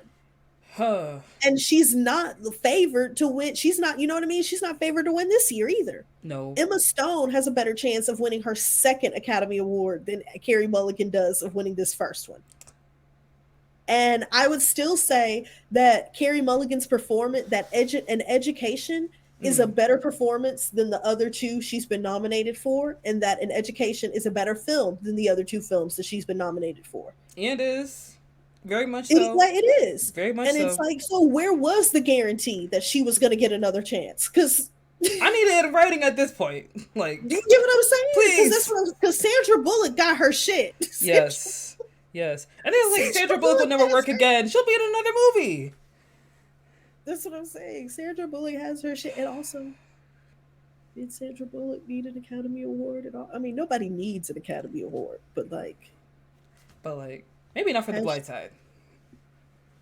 It's definitely not. Is that really her best work, guys? Let's be real. It's definitely not her best work. No. And that's the thing. I think that's also the thing about how like there is something to be said about maybe we could improve the Academy Awards by separating the performances by genres, because I don't think that I don't want to necessarily say that Sandra Bullock has not had a career that's worthy of an Academy Award. Mm-hmm. It's just that her best work has been in films that have comedic tones, and Mm. people very rarely ever get even nominated for films that are in any way comedies, let Yep. alone win. Because if I could go back in time and give that Best Supporting Actress Academy Award to Melissa McCarthy for Bridesmaids, I probably would. If I could give Bottom's best adapted screenplay, I would. Best original That's what I'm screenplay. saying. Yo, I say would. that. I would do Say that. If it. I could nominate Camp Isn't Home, but it sort of is for Oh my theater for god! best Song song, of the year! song of the year. That's what Oh I'm my saying. Like, we gosh. really might need to talk about this because there are comedic performances that are Yeah. amazing. It should be recognized Yes. with these prestigious awards, but they're because they're not dramatic, they don't get recognized. And then we have these efforts that feel very ham-fisted sometimes from actors and actresses who've had more comedic careers. Mm-hmm. Because wait, somebody else who's been trying very hard, Bradley Cooper has had the career that's worthy of him having an Academy Award, but he Has he? is, I will give him that he's maybe Okay. had. But the thing is, he does his best work where he's playing charismatic guys. But Hmm. you don't really win Academy Awards for playing that kind of guy as Tom Cruise. Do you think that So if he got an award for Silver Linings Playbook, we wouldn't have gotten Maestro? I don't. I don't think we would have. I don't think we would have got a Maestro, and I don't think we would have gotten him an American Sniper either. He's been showing whole Uh. trying to win this award. Oh yeah, yeah, yeah. I forgot about American Sniper. American Sniper was honestly the moment where I really had a turning point with him because I was like, now you're making just full on war propaganda in an attempt to win an Academy Now we're Award. really And at a trying. certain point, you really have to ask yourself, is it worth making a movie that has this kind of message in order for me to self aggrandize myself? Hmm. The And I answer? think that's my thing about it. Like, Hmm. Maestro is offensive in many ways, but it's not full on propaganda. Yeah. Gonna be honest, I did not watch that movie because what do you mean? What's going It's on here? definitely like I'm making another video about movies I hate. Definitely a movie. Definitely one of a movie I absolutely abhor. I remember the last video you made about movies you hate. There was one movie you listed that I was like, see, now somebody's talking about it, but I can't remember the movie. I think it was Infinity Pool. Was it Infinity Pool? No, okay, because like okay, for it was I talked about Mystic River. I know a lot of people Mm. also said they hated Queen and Slim, and that is like the Oh, movie. that was the movie. That was That is the the movie that so many people hate, and it's like Lena Waithe, you will pay for your you crimes, girl. you will What pay for was your crimes. that? It is like that. It is. It's. I hate it so. But that's what I'm saying. Like when I say a movie I hate, it's not even a bad movie. It's a movie that it's like this. I'm angry. On every level, there is something wrong here. What do you mean a Yeah, girl like went on a because first but date with it the could guy have and then been they go in a good. crime like they run away together? There How? was good pieces there, but the execute like it's like one of those movies where okay, because this is my thing with Sam Levinson With and who? Sam Sam Levinson. Levinson? This is my issue with Sam Oh Levinson my and what's the god. old girl who made Saltburn and Promise Emerald Fennell. Emerald Fennel? Bro, this is my issue with both of them. Oh my Is god. that they spend so much time on the visual Yep. that the stories never come together all the Yep. way. And they're trying so hard to have subversive imagery that the Yes. story is never actually properly subversive. It Yeah. always reverts back to the status quo Mm-hmm. because Saltburn is not a bad movie. It's just fine. It's okay. But it It's not could a have bad movie? I don't think it's like bad because it Okay. has elements there that are good. Like the direction is good. The like Yeah, you're the right. set design and the way she like that bitch can set a room together for the Yes. scenes. Like that is a talent to have the room come together and feel cohesive. Yeah. But there was like pieces in it that I'm like, if this movie was re-edited, it Mm-hmm. would be so much better. If this Yes. movie, because like one of the elements in that movie that I thought was amazing that she just drops in there and never does anything with is the fact that the little short guy, the little short Irish guy, I can't think of his name, Barry Oh, Barry Keoghan, I think. Keoghan, his character uh he was in the valet's room. Like the room that Jacob Elordi takes him to is a Mm. valet's room because it was Oh. right off of his bedroom, but it was so much smaller. That's where a valet would live. And a valet, historically is the guy who helps a rich lord get dressed, is a servant He put who him in the helps. servants' quarter? That's what I'm saying. But Oh this is my what I'm god. saying. I noticed this That's so and I funny. anticipated that the story was going to pick back. That's why they were sharing a That's bathroom. so That's why funny. that's what I'm saying. Like he was in a valet's room. Mm. This is commentary here that he Mm-hmm. put you in a servant's room, Yeah. but she doesn't do anything with it. Mm. Like, but it never comes back up again. And that movie would have been so much better if it just had been edited differently. Like Yeah. Jacob Elordi's character should have been the last one to die, not the first one. Hmm. And the rejection should have come at the end. Like he should have been killing all the family to get close to Jacob Elordi, and then Mm-hmm. upon being rejected, upon then killed him. Mm-hmm. Like I just feel like we had elements here, Yeah. and we didn't know how to put it all together. Right. She followed the recipe, but she can't cook. You know what? That is so true. That right there, that's so true. Because I feel the same way about like Promising Young Woman, which Yes. I like that movie. I do, but like you cannot tell me that a woman goes out, pretends to be drunk, a guy breaks her home, and she does this so many times that she hasn't died by now, And or she hasn't just gotten gives a lecture. scratched. That's the thing that pissed me off too. Why were the men not suffering enough? I'm tired of Yeah, seeing movies that are promising me that men will suffer and then they're only suffering some mild consequences. That's yeah. not what the fuck I asked for. I wanted those men dead by God, the end of the movie. What do you mean they've been that's arrested? This is a 10-year-old rape. Do you really think oh they're about my to go to jail gosh, for a rape that happened 10 years ago? Be babe, serious, Emerald. for Be real. serious. Also, it was frustrating for me personally to watch it because this is like a blonde white woman who's going out and doing this, and her best friend, supposedly best friend, coworker, is a black trans woman. You expect me to just sit here and like watch you go out and do this? Trans women, they simply say that they're trans to a man, and they could possibly die. Like, please be And so she's for out real. here running around with this white woman playing these bald Oh headed my games. gosh, girl, you are not Deadpool. You're not the anti-hero. Come on, it's very frustrating to me because because in the same vein, one Mm-hmm. of the things that irritated me about Emerald Fennell is like last year when I was doing a lot of research about Sofia Coppola for the retrospective I did on her and I watched all her movies.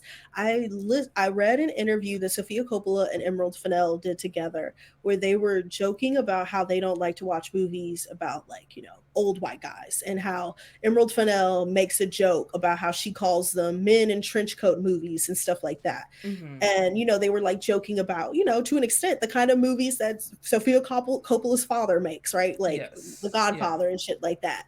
And I was thinking like it is, and Tarantino movies, right?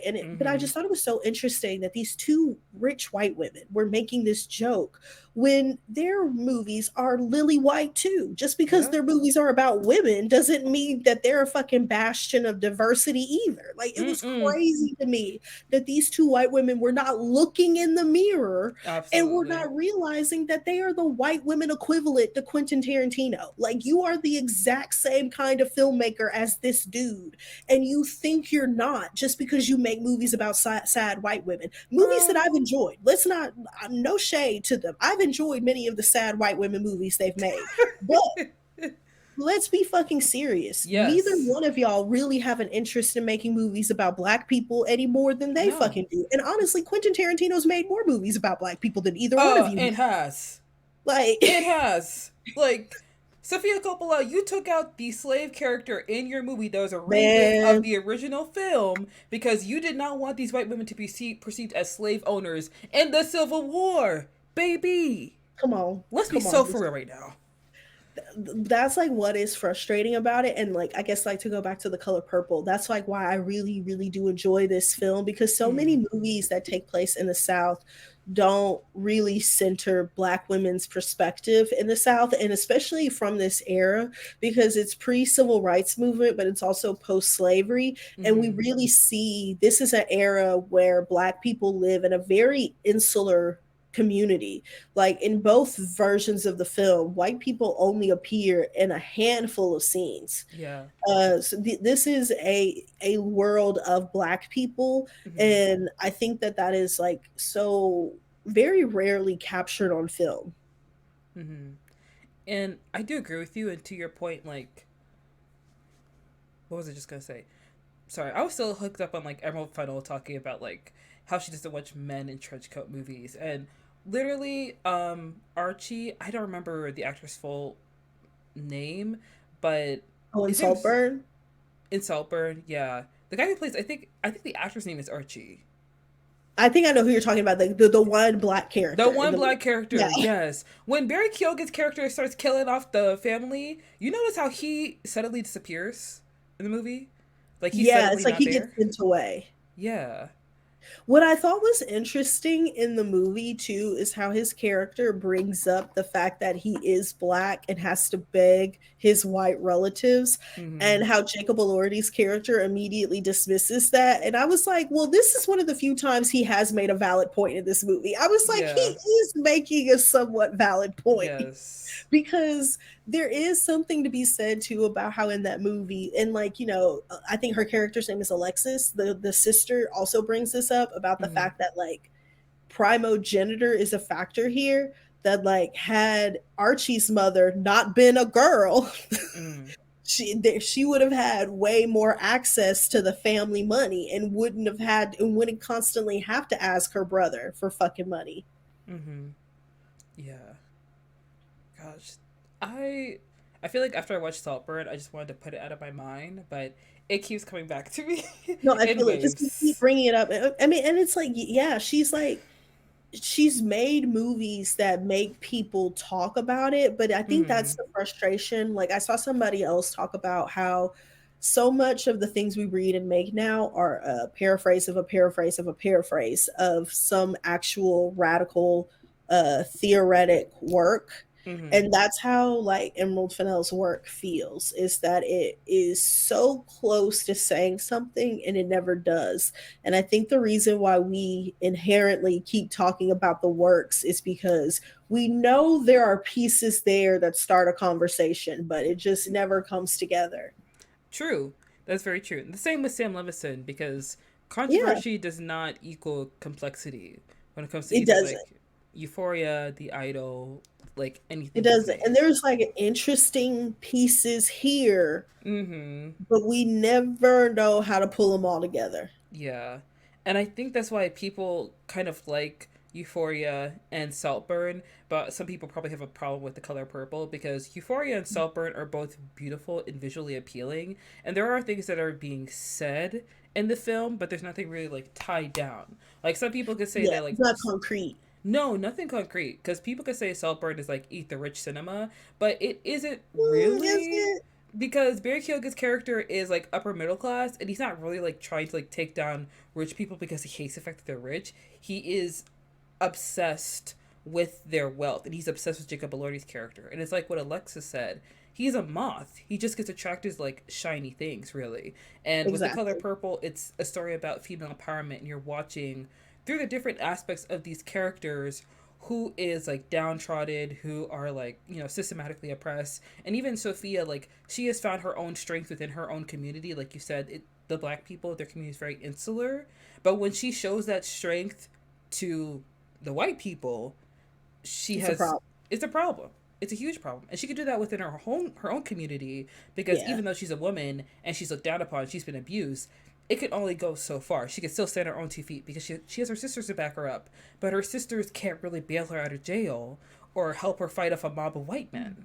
You I mean, know? that's like like you're basically saying is that the color purple inherently has had a longer legacy, partially because it is making stronger commentary Yeah. on these issues than any of the other films it was nominated against for Best Mm-hmm. Picture that year.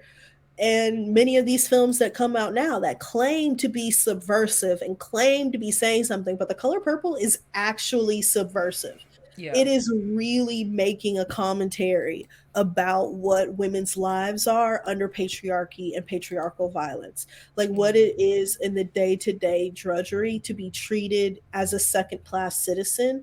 And like one of the things that I'm the most fascinated about with The Color Purple and is that it's my favorite movie about religion, and it's my favorite movie that discusses religious constructs, because one of the things that I think is the most moving about this film is how Celie's character is reconciling the religion that she was born into and this Christianity that was very patriarchal and Mm-hmm. that, you know, kept her in a lot of shame and taught her to feel ashamed for being gay, for being abused, for being a mother. Mm-hmm. And I love how her character reconciles this with the difference between, you know, religion and organized religion and spirituality. And how, like, you know, Suge doesn't go to church anymore, but she still believes in God and the beauty Yeah. of God. And there's something really, really beautiful about like Celie's character letting go of the promise of heaven because it had shackled her into thinking that she had to accept the violence of her life in order to be rewarded with heaven Mm-hmm. later. Like I think this movie has such interesting things to say about religion, about misogyny, about what it is to be a woman, about sisterhood, about solidarity amongst women, and it is such a powerful film, and that's why it's, you know, endured as long as it Mm-hmm. has. Yeah. Because the message that is behind this film isn't something that is lost with time. It is something that's still incredibly relevant to this day. And it is so, I guess, like, for me, seeing, like, Suge having to deal with the fact that, like, her father has rejected her because she's obviously, like a lot of R&B singers, grew up singing in the church and learned how to sing in church and then went on to create a career in secular music, thus has been kind of ousted by her church and rejected by her father. And a lot of people could say that because of her rejection by her father, that, like, speaks into her relationship with men. But really, at the Mm-hmm. end of the movie, she comes back into the church because, you know, she finds her way back there. And I find it amazing how Celie does understand that, like, you don't have to suffer and you don't have to, like, go through hell in order Yes. to understand, like, there's something better for you on the other side. Like, no, let's get something better now. Let's have a better life Exactly. right Yes, now. Yeah. exactly. Yes. Like, and that's like what is so powerful about when she meets Sophia's character. How Sophia is like, you should bash his head in now and think about heaven later. Like that's Yes. legitimately this situation. Yes. And I think, like I said, that's what's so interesting about it too, about Suge's character, because it's like she's under the same sort of pressure that, you know, Albert was, but she leaves home and follows her dream, and Albert is too scared to. Mm-hmm. And there's something really interesting in there once again about what we were talking about earlier with like Megan Thee Stallion, about how Albert is both deeply, you know, enamored with Suge and loves Suge, but you can like, especially I think in the book, you can tell that there's like an undercurrent of bitterness and anger towards her too, Mm-hmm. because she did leave and went off and like followed the dream, and he and left him behind. Mm-hmm. And like I said, it's just the movie just has so much to say about human desire and about people. And the like this is why like we would still talk about it. Like the movie is great, the performances are great, the direction is good, but this is a story that you just like you can relate to forever. Yeah. And it's not like Albert can hurt Suge in the same way he hurt Celie because she wouldn't allow that. So he just takes his anger out on Celie. Exactly. Yeah. I do want to talk about the 2023 remake Yeah. because I had seen the musical, the basically like the 2015 Broadway revival. I was trying to find like the really it's gosh, what is it? Okay, I call it a slime tutorial because that's what uh, musicals are called online. Like when someone goes to see a musical on Broadway, they record on their phone, they put it on no, I feel YouTube. it. I used to, you know, to hide it from the. Yes. So it's It's like yeah. It's I mean, it's basically a bootleg. yeah, basically the bootleg, and like the term is like slime tutorial to keep it from No, I getting feel it. taken I done down. watched a few slime tutorials in my days with them, you know. Because, and honestly, it's like, how am I ever gonna see Patty Lupone's run as as Mama Rose. Uh huh. I wasn't there. I have to watch the slime. I wasn't Yeah.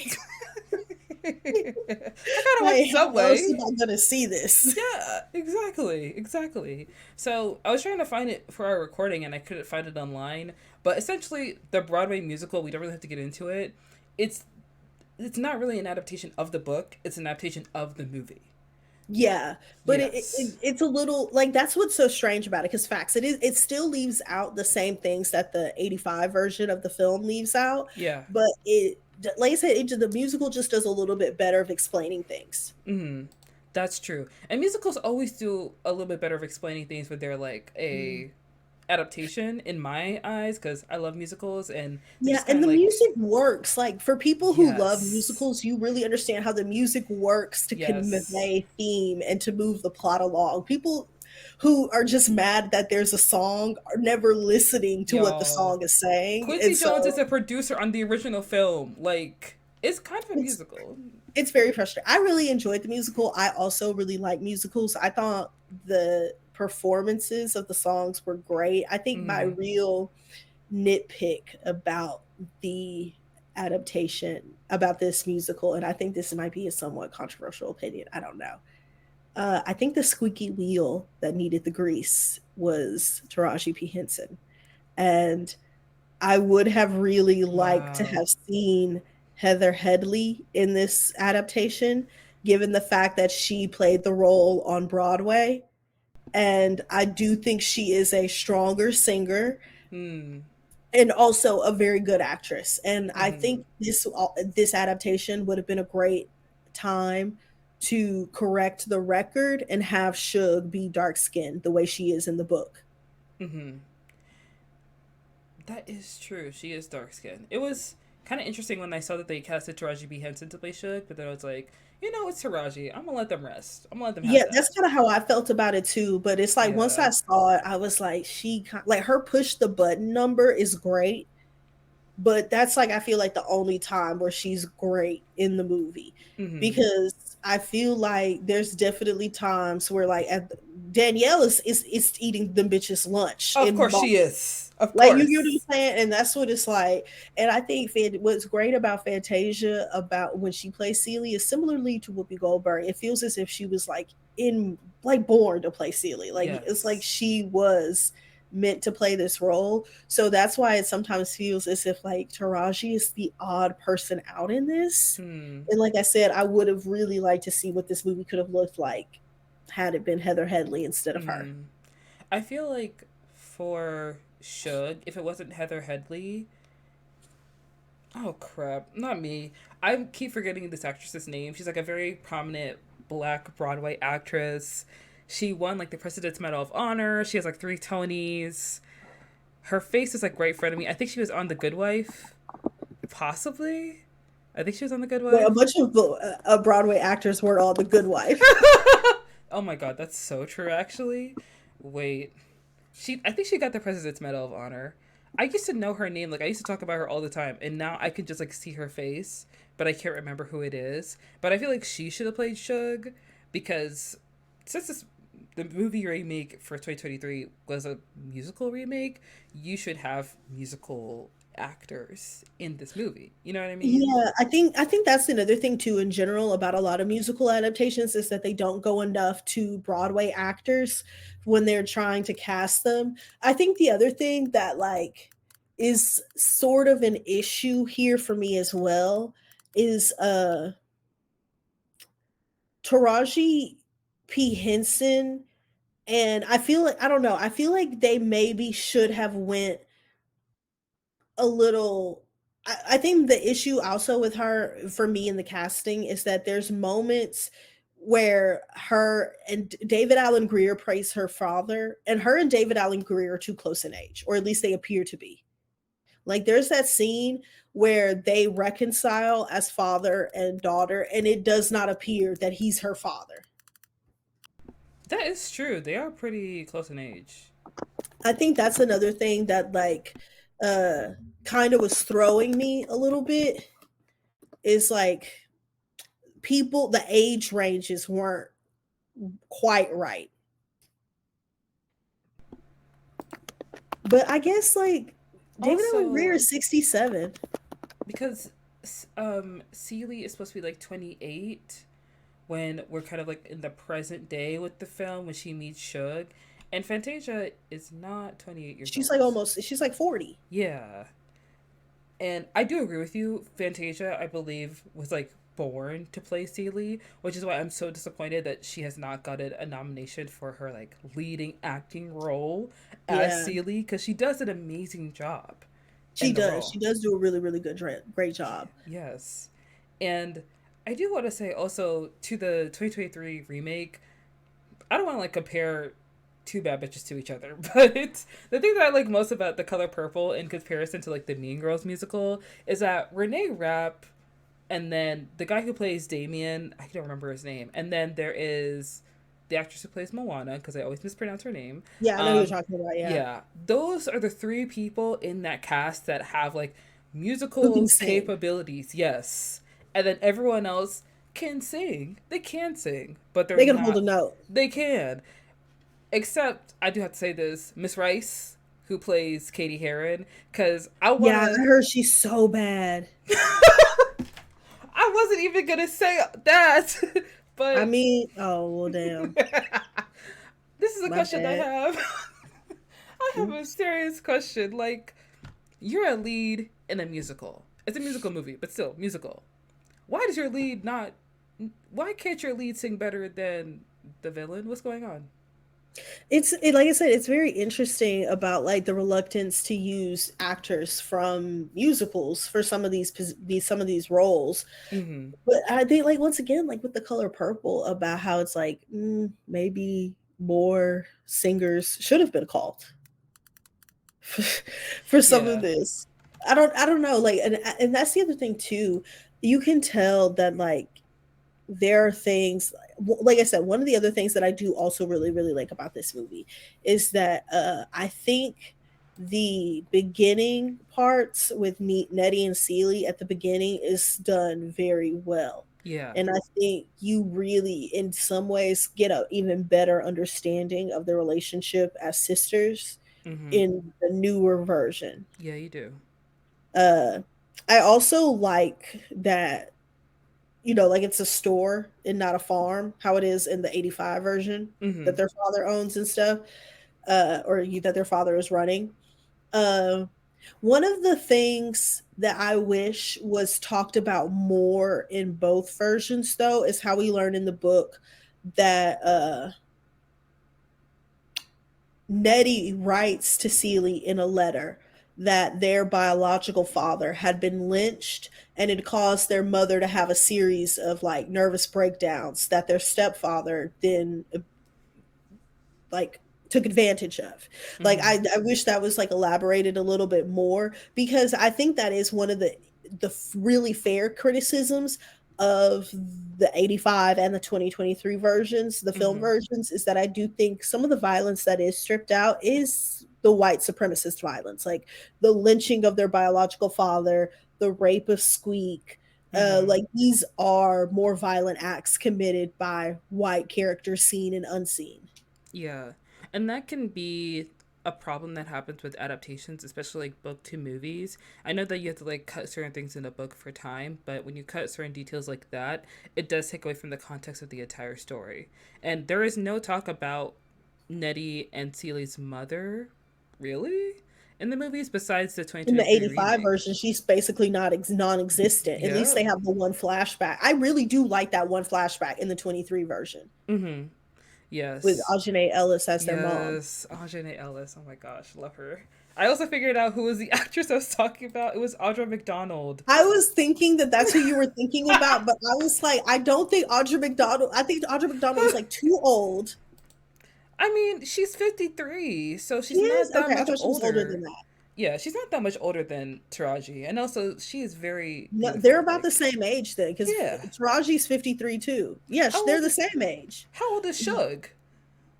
She's supposed to be older than Celie because she's closer to age than Albert, but not Mm. too much older. But Albert is like in his 40s, I 40s. think. So probably Suge is like 35, 37, Yeah. maybe. Yeah, but Coleman Domingo is also in his 50s. So I feel Yeah, like, but you're right though. If Taraji P. Henson and Audra McDonald are the same age, they're both 53. So it mm-hmm, really could have been Audra McDonald. yes. Yeah, It I really could could have have. been Audra McDonald. I mean, she's also not dark skinned, but it really could have been Audra It McDonald. could have been. But I think once again, this is the same thing with like the Mean Girls casting. They wanted to go with like maybe more popular Ooh, actors. but if Audra McDonald is looking to be in a movie musical, I have a great idea for adapting Gypsy, and she should Mm. call me. She should call because Girl, I think she'd make a great Mama Rose, and we you should know what? discuss it. Because Yes. one of the things that I love the most about Gypsy, like, okay, I'm low key obsessed with it as like a play, because what I think I'm so obsessed about it is the Mm. fact that like Gypsy is a slur used for Romany people who Yeah. oftentimes have brown skin, and at the core of the issue with between them as sisters is that like Mm. Gypsy Rose isn't feminine enough, and her sister is, who has blonde hair and blue eyes. Mm. And in my mind there's like a good modernization of Gypsy to make about a black mother who has a dark skinned child and a passing child, Yeah. and using said passing child as the star of the show and Yeah. making their darker skinned daughter play a boy for much of her life. Mm-hmm. Like there, like I said, Audra McDonald. Let's talk about you as Mama Rose. Let's talk about you. Girl, let's make it happen. Come on. I know, like Barb is too old now for her version of Gypsy, Mm-hmm. and Amy Sherman Palladino still ain't turned in the script for her version, and we know she ain't gonna cast no minorities anyway. So let's scrap it. Now, okay. We I already mean, know there will be no minorities in the Amy Sherman Palladino version of Gypsy. yeah. I mean, you're not wrong. That honestly sounds like a good idea.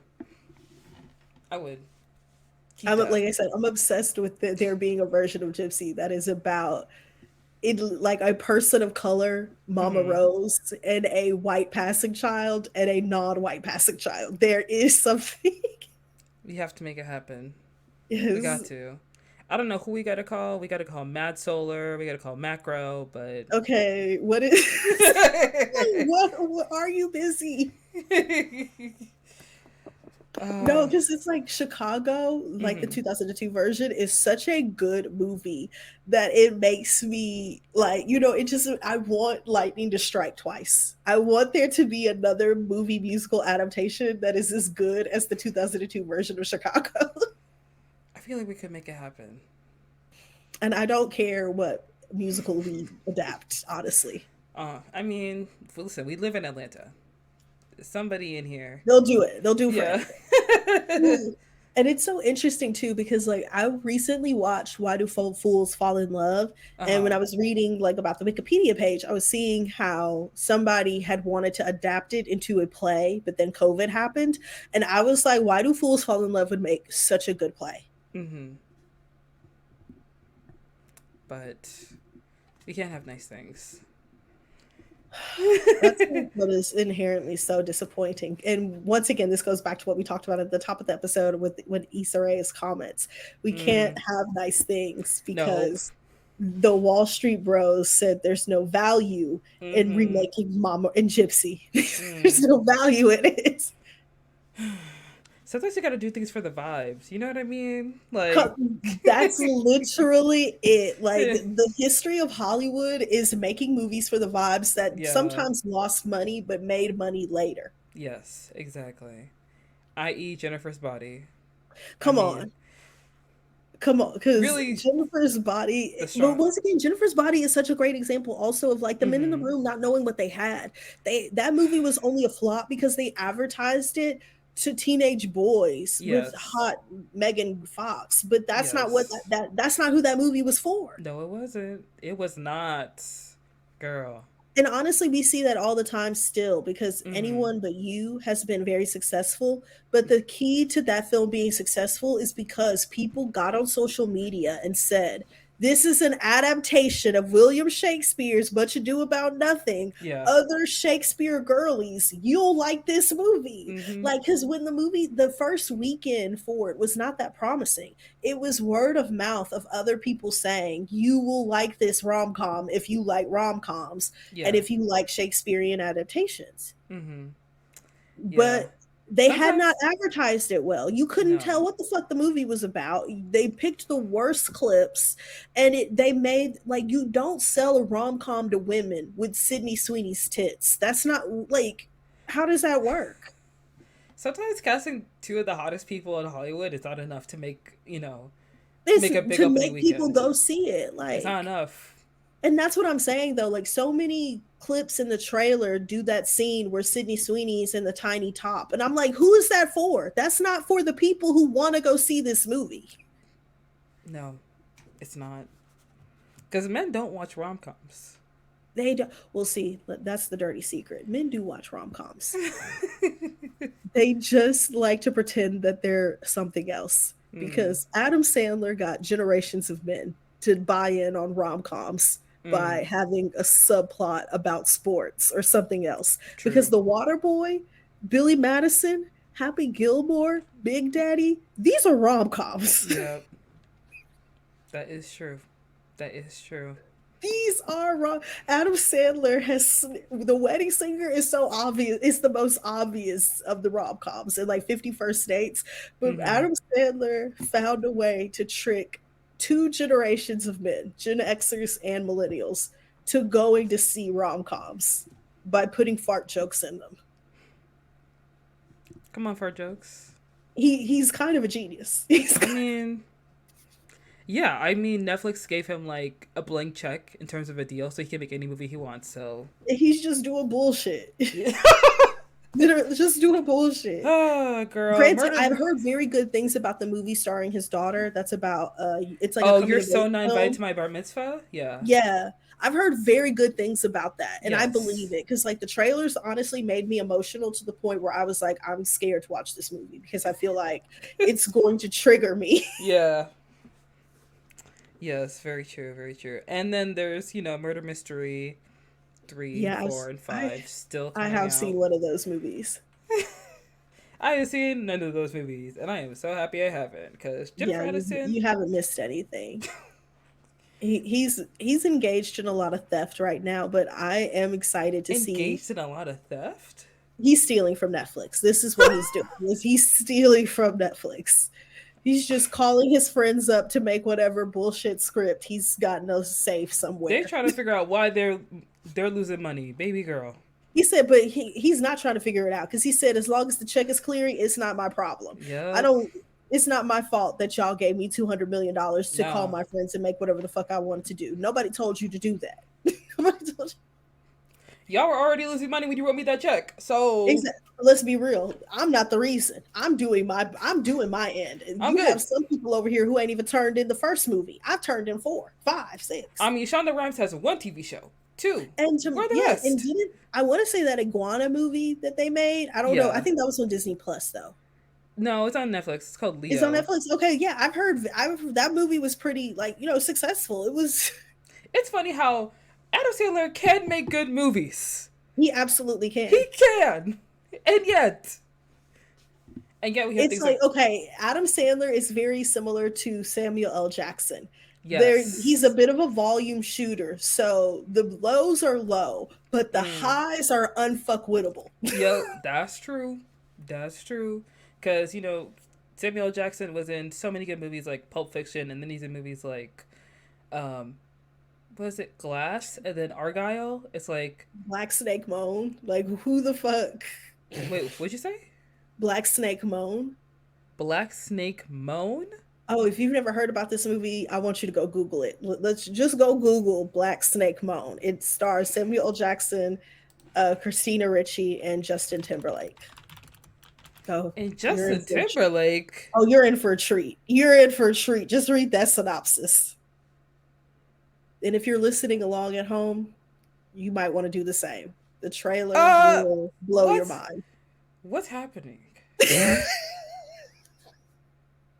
That's what I said when I watched that movie. What is Uh-uh.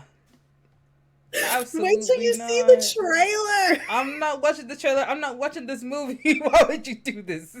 Why would you make me cognizant No, of the because I presence was of this like, you're movie? not gonna believe me if I tell you Samuel Jackson started a movie where he chained up a white woman. You would never have believed it. This is where that picture comes from? Yes, This is where the yes, it meme is. comes from? That meme, that meme is iconic.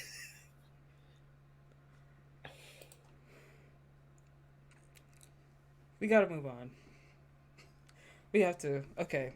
All But right. yeah, I'm a big Adam Sandler fan. I love Uncut Gems. Oh Can't my. wait to see what manic Listen, scary movie he makes next. unpopular opinion, I don't like Uncut Gems. No, I know a lot of people. I think it's not even an unpopular opinion.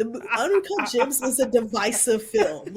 It's like either you love it or you hate it. Oh my But god. people, but what I think is so funny about it is like it's a movie that either people love or hate, and it's for the Mm-hmm. exact same reason. People hate Yeah. it because of how anxious it makes them, and if you love it, it's because you love how like crazy it is. Like it's for Yeah. the exact same reason, and it's only for like the people who are gonna get into that to watching a movie. And honestly, I think if you dislike Uncut Gems, you probably dislike any movie where a person is just constantly making bad decisions. Yeah.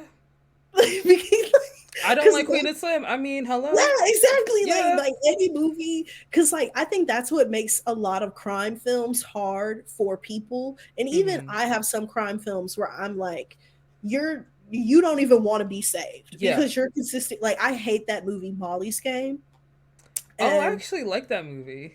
yeah, but that's what I'm saying. Like, but honestly, the reason why I hate it is Mm-hmm. because you're a rich white woman. Why are you trying to live a life of crime? Oh yeah, girl, we doing way too much. You could have been happy with what you got. That's why I hate that movie because Yeah. I get so angry at her. I'm like, you're just making such bad decisions. Mm-hmm. Mm-hmm. And it's not even like you're a gambling addict. You're just like filled with ego and bravado. Yeah, it's just for the adrenaline. Yes, like at least with okay, also I think this is also an unpopular opinion about Uncut Gems is that the movie has a happy ending.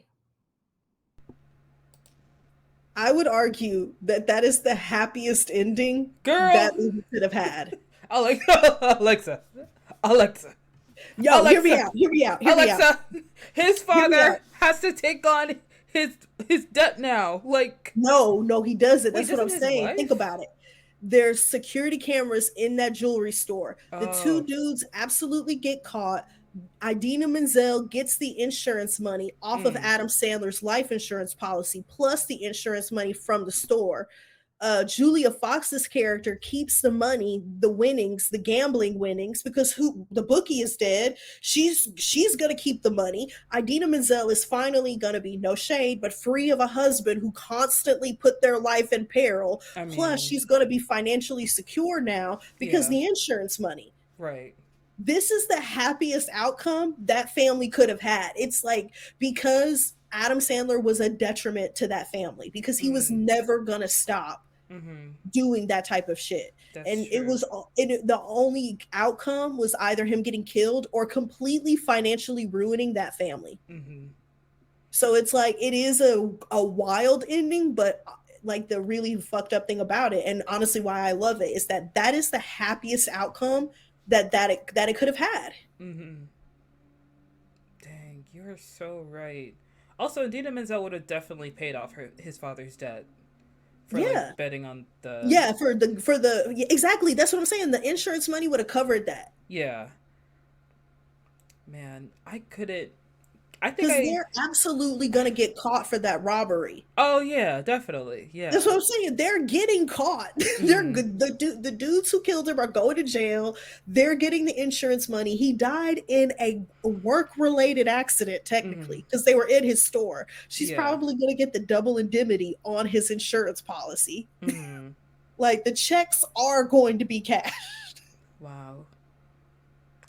That's. I think I can't watch any Safdie productions. Maybe that's it, because I couldn't even get through the curse, and that's even Ooh, that's cringe city right there. See, I haven't watched that yet, but I'm looking forward to it because Nathan Fielder, like I loved the rehearsal. I love the rehearsal. Oh my god. That show so underrated. Like if one of the shows HBO should not cancel, like absolutely not. And Nathan It's Fielder has getting a said that season like 2. I don't know when it's yeah. gonna be out, but I'm interested because it's like I don't even know where the show can go from here. I mean, this man essentially had like a whole family at the end of season one. So I can't even imagine what's gonna happen in season two. He's gonna start running a country, I like can't honestly, because I cannot stop thinking can you about the imagine? little boy who thought he was his father. Like Oh my gosh. No. I feel so sorry for the child. I do too. I felt Oh my so bad for that little gosh. boy. And that girl fully scammed him. Like she got her own house, her own plot of land. She got a She was kid. living her best life. He She was like, she's not even was. fake working anymore. She's he was like, she's not even trying. And that guy she was talking to with the glasses, he was like, Oh, you that know, was amazing. he was like, I'm spiritual. I'm like, girl, get away from him. That was when he started arguing with his roommate. Yeah, yeah. And he was like, when Nathan was like, "Are you okay to drive? Maybe I should drive." And he was like, "No, I'm good. I drive high all the time." But it's like, okay. Got I the know Nathan cameras. Fielder was like, "Damn, what if I die?" You're like, what if we get into a car accident right Oh now my because god. he's high and I die doing this shit? Do it for HBO. Do it for the bit. Do it No for the facts. vine. Like, make the funeral a part of the show now. That's what Nathan Fielder would want. Oh my god. Okay. We have to bring it back to we have to bring it back to the color purple. Mhm. I have to say the remake, I've been seeing not a lot of nice things being said about the remake, just because it's not even because of the what the adaptation of the book or the adaptation of the movie, just that people did not want to watch it because they felt like it was a black trauma story.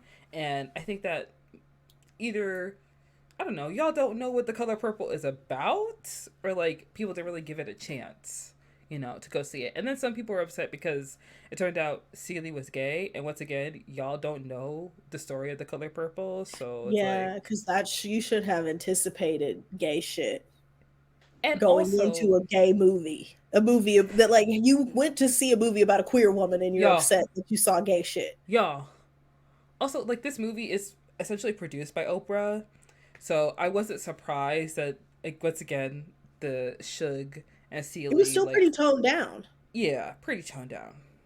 That's what's wild about the reaction about that. I Yeah. think I have been thinking a lot about that conversation about the whole like black trauma stuff. I think a lot of the conversation about that is a lot of black people's unwillingness to deal with the realities of the history of black people in America and black people throughout the world in general. Mm-hmm. Like I don't know why and that's like also what's wild about it too, because I don't know if you ever hear white women say they don't want to see movies about women that deal with misogyny.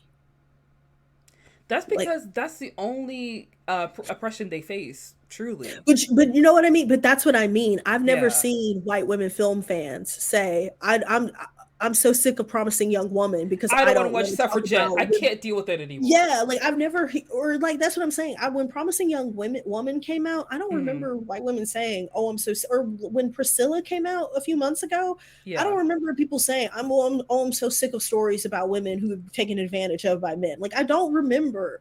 And I think that like there's just like a real unwillingness for a lot of black people to have a confrontation about the fact that this is just the reality of like our lives and existences to an extent. Mm-hmm. But I also feel like no matter what the story is, people are going to find a way to make that critique about it. Because I remember a few weeks ago, I was talking with my friends and I was like, if Succession, like people kept saying that, oh, there should be a version of like a show like Succession, but with black people. And I was Mm-hmm. like, if Succession had been about black people, every fucking week, y'all would have been complaining about this is a bad representation of black fathers. Like, Mm. You know what I mean? Like every week y'all would have complained about how like look at how they're making black fatherhood look. Like Also, there's Beehive Riches on Amazon Prime Video, and who watched that's that? the other thing too. That's another thing that I pointed out exactly. Mm-hmm. But it's like that's the point. It's that like I think this is it feels like a dismissive criticism Yeah. of any sort of work about black people Mm-hmm. because oftentimes when you hear them make suggestions about what they would like to see, they're still talking about things that have to do with like racial trauma or Mm-hmm. like misogyny and stuff like that. So I really don't think these people are clear about what they want because many of these same people were saying they didn't want to watch another slave movie. And we had to fucking explain to them that this movie does not take place during American Slave. slavery. No, it doesn't. It does not. It takes No. place actually like many decades after emancipation. Yeah. And I do agree with you. To a certain point, I can understand why people are saying it because I also have like the criticism of like, do we need a Color Purple remake? But I would venture to say that like this remake does hold up and it does very well. And you are right, people don't really want to engage or even just like educate themselves on what this film is about. And people just see Celie being abused. I think that's all that's happening in the film when this is a story about like female empowerment. It's a story about like owning Yes. and like finding understanding yourself and like understanding your place in the world and like being true to who you are and learning to love yourself. And that's a beautiful thing that you can learn from this movie. And it's not like this movie is like See You Yesterday, when which is a sci-fi film that was directed by this guy. It was produced, I think it was distributed on Netflix. It's about this girl who watches her brother get shot by the police, and so she makes a machine to go back in time to stop her brother from being shot by the police. And it goes over, it's like Groundhog's Day with police Yeah. brutality. Like this is not this movie. Like that's not the same thing, I would have to say. Agreed. This is not the Yes. same thing. Like just because it's about and that's the thing too, once again, how could you ever make a movie about black women who lived in the turn of the century Georgia Mm-hmm. and not talk about misogyny? How could you make a movie about black women in any time in history Yeah. and not have to have storylines about these women confronting racism and sexism? Like it just would not be it's not fucking realistic. Yeah. And in having black trauma in your films does not inherently make it bad or does not inherently make it like, heavy handed in any kind of way. Because the musical deals with what happens with Celie in a very smart way. And also, it's a musical, y'all. Yeah. Like, That's in the music. other thing too. It's Yeah. like when people were saying people who don't know enough about musicals and theater kept saying that this because The Color Purple has heavy themes, it shouldn't be a musical. I, I don't know where the fuck you've been, but Huh? musicals are meant for heavy Yes, themes. they are, girl. They are downtrodden. They start singing. They start feeling Come something. They on, start come singing. on. Okay? Okay, Listen. the I am down bad. That's why we're singing Yes. this song. I am down bad. When Elphaba said, I am defying gravity, Come what do you think on, she was talking about? oppression.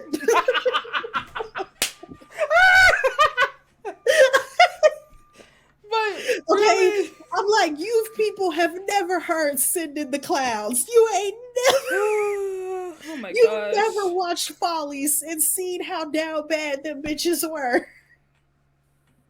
I feel like when people think about musicals, they think of Grease. Or they think of Yes, Hairspray. yeah, because those are the musicals that you grew up with, and then Mm-hmm. like you maybe you will think about the Disney movies you grew up watching Yeah. and stuff like that. And but I think that's like the thing that if you're not really into musical theater and Broadway, you're not going to understand that. Oh, there was this guy Stephen Sondheim, and he Mm-hmm. was like, "Oh, these musicals should have deep adult themes." Mm-hmm. Because and that's the other thing too. Like West Side Story came out a couple of years ago. Yeah. There's murders in that play. Like people get stabbed. Like You think because heavy they're themes dancing, it's all happen. happy. It's not. Listen. And musical theater has been around since like the 1800s as well. So it's not like all the stories are going to be happy. You know, that's unrealistic. It's literally that. It's not realistic. And that's the thing too. Even it's so interesting to me about how like people have that conversation online because so many comedies in like black comedies are deeply traumatic. Yep. Like movies like Life are in my opinion I have a really hard time with Life. Like I haven't watched that in years. It's crazy. I love that movie so much, and watching that movie when I was young, when I first watched it, I was like, so when are they gonna get out of jail? And they never do. Like, and I was just like, well, maybe I don't remember the ending of the movie exactly, but like, I'm watching the movie, I'm like, okay, but they're gonna break out, right? But they're gonna get out of jail, right? And like, Yeah. a lot of comedy is based in like personal experience and sometimes traumatic experience. So, No, and that's true, but once again, like that's the case for The Color Purple. Like Alice right. Walker very much based this off of the experiences of Black women that she knew. Like I want to say in the book, the landscape and everything is, based on her own childhood home and where she comes from. Mm-hmm. I did want to touch on real quick because this has been a conversation happening around the color purple and the press that's been following the color purple. Oh yeah, yeah, yeah. Yeah. So Taraji P. Henson mentioned in an interview that there have been, you know, she's been dealing with some things in regards to the film. Of course, like the cast have been dealing with like not having drivers to drive them on set and not having Yeah. the best working conditions. And she also spoke about like how she feels getting cast in The Color Purple. And although she is grateful for the role, she initially had a team after she left Empire that did not have anything lined up for her after she left Hmm. that show. And so she did not have a lot of opportunities set up for her after that. And she kind of felt like forgotten about in regards to her place in Hollywood. And I remember when she was talking about it, and it was around the time that The Color Purple was coming out, and around the time she was bringing it up, people were also talking about how like The Color Purple may not get nominated for anything because of how late in the game it's being released, and it may not get a lot of Academy Award nominations. And a lot of people were putting it on Taraji for like bad mouthing the movie because the movie did not do well, and that's not the case. It's the case because like nobody told y'all it was a musical, even though Fantasia is the lead in this movie. We all know Fantasia is a singer. Okay. And also, like, That's just like not an excuse. I think the movie did fine for yeah, what it the fact that it didn't have a long theatrical release. People, I think what enough people haven't been discussing about it is the fact that people knew it was going to be on streaming. Everybody knows every Warner Brothers movie is going to end up on Max, yeah, and they put it on, they made it available to rent and to put, and they're putting it on Max soon. Like it hasn't had a super long theatrical release. If they had held back on making it available to rent, it probably could have made more money. And then that's also the thing about the way they were treated on set. Warner Brothers has just been shit and super stingy. I know mm-hmm, they talked about with Barbie that Warner Brothers didn't even pay for the advertising budget. Mattel did. That like a lot of the perks and things that they had on set came from Mattel, not from Warner Brothers. mm-hmm, So Warner Brothers inherently, this goes back to like, David Zaslav and the way he's running that studio. It's just like nuts and bolts, super cheap, doing the bare minimum. And you can see that in the way that they were treated on The Color Purple. And it yeah, really does make you wonder, because this was a movie that cost $100 million, and I don't know where the fuck that money went. I genuinely don't understand how it cost. Like, no shade, but it's like y'all clearly filmed this on a set that y'all largely already had. So, like, a lot of these scenes are clearly on set yeah. on sound Especially on stages. the beach with like the trees. I Yeah, was like, why are we that's going what I'm back to saying. the A same lot of this is place? clearly a sound stage. Yeah, I understand musicals do tend to run up because you have these big, musical numbers and you need a lot of extras and stuff like that. But mm-hmm, there was definitely, you can tell a lot of corners being cut on the expenses. And like I said, that goes really just straight back to Warner and the mm-hmm, way that they treated and didn't value this movie. yes. That is very true. And I feel like that is so disappointing to hear because it is such a good film. And I did enjoy Because seeing in it in that same vein, theaters. when we talk about the movie being like getting awards, that's Mm-hmm, also the studio sending out for your consideration, and mm-hmm, like pushing for the studio pushing for you to get nominated.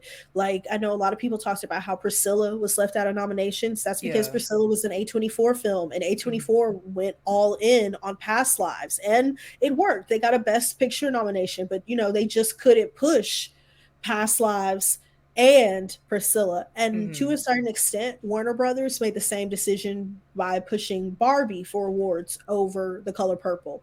They right. were clearly, it Warner Brothers isn't going to push for, it's not conducive, at least not, it doesn't make a lot of sense for Warner Brothers to push for both Greta Gerwig, I mean Greta, for both Margot Robbie and Fantasia to get nominated in that category. Mm-hmm. And Yeah. it, you know what I mean? You could tell Warner Brothers had just made their choices on Barbie had better chances than The Color Purple, and That was that. Yeah, that is really disappointing. I actually didn't know that. I didn't know that Mattel was the reason why they're treated so well on the set. That is so interesting. man, like I said, I heard that they tried that Greta and Margot was like, "Can we get some money for some ads?" And they were like, and Davis was like, "No, you better go find somebody else to do it." Girl, I don't know where you finna find this money. I ain't got it.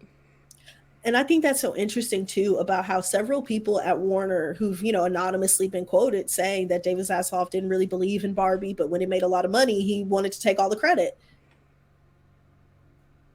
Huh. Yeah. Please. Like, you could come up with something as genius as Barbie. Okay. Are there any last thoughts you have in regards to like the color purple?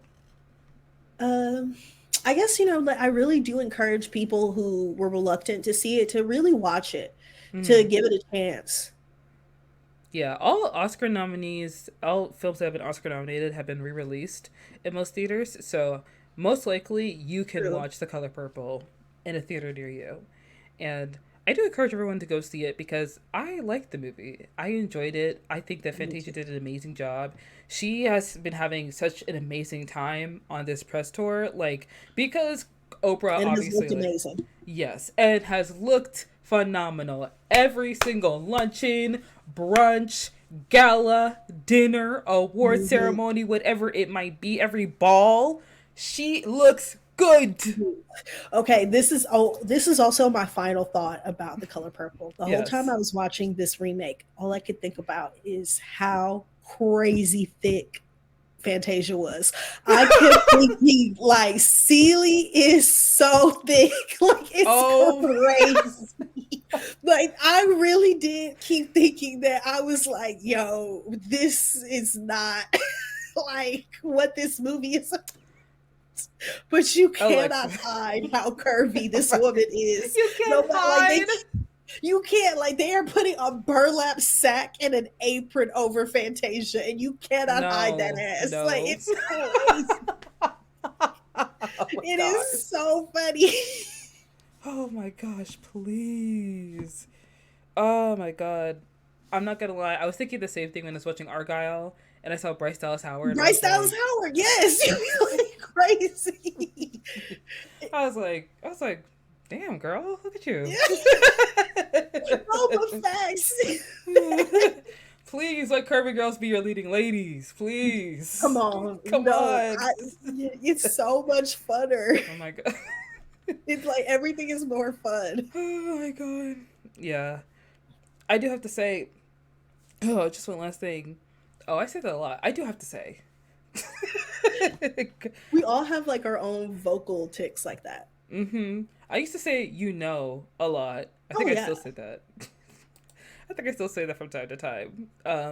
But overall, I actually personally, I think that the 2023 musical movie, that's like the adaptation of the revival, really does hold up to the book, kind of, but not really.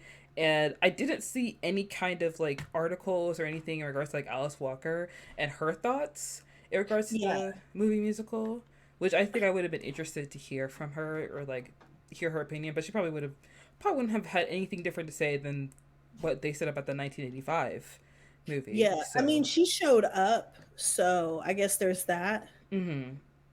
yeah. Like she showed up at least, so at least, there's some sort of maybe some reconciliation there, but it is Mm-hmm. interesting. It is interesting. But I Alice Walker is such a divisive figure that I think a lot of people didn't even want to talk to her. So, divisive is a nice way of putting it. yeah. Yeah. And I want to say just one criticism. I love Halle Bailey. I do. I love her so much. But I don't think she should have played Nettie. If I'm being honest, I think her should have played Nettie because I feel like she fits Nettie in my mind. Like she looks more like Nettie when I read the book. And also, I love Sierra, but like, Yeah, that was an odd choice. we have to get all the big names in there, like all of Yeah, them. but I mean that's something the director talked about, how like Warner Brothers was talking about, let's get Beyonce, and they were looking at them like, I don't think you understand what the fuck this movie is about. He was like, you know Beyonce, right? Like you worked with her, so you have her number, right? It's like, I'm not her. It doesn't work like that. We work together. We're not But besties. not even just that. It's that's not what this movie is. Like I don't think Yeah. you understand what the story is about here if you're suggesting Beyonce. Like this story is about Beyonce? being dark Beyonce. skinned. Like being dark skinned is pretty important Yeah. to what's going on here. Mm-hmm. Yes. That is so funny that they wanted Beyonce to be in the movie. But it's like they just wanted famous people, famous pop stars. No. Okay. You know what? On that note, I think like that is all we have to say about The Color Purple. Overall, Yeah. I think that me personally, the adaptations have been as faithful as they can be under like, you know, studio rule to the book.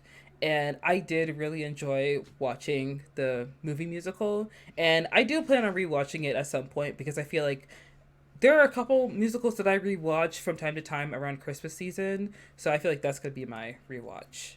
Yeah. Yes. And you know what, Alexa, I just want to thank you so much for coming on the show. It has been so wonderful to talk to you. It's always a delight to have you on the podcast. Thank you, thank you, thank you. I love it. Yes. Guys, go check out Alexa's links in the description down below. Go follow her on TikTok. She makes phenomenal, phenomenal videos where she talks about, you know, directors, movies, classic cinema, and all of the like. And don't forget to check us out on Twitter, Instagram, on TikTok, on all the socials, and don't forget to subscribe to us on YouTube and on Patreon as well. The full video version of the podcast will be up Monday afternoon, so you guys can watch the video in full. And don't forget to tell all your friends and family about your new favorite podcast. I've been meaning to watch that. And we'll see you guys next week with a new episode. Bye.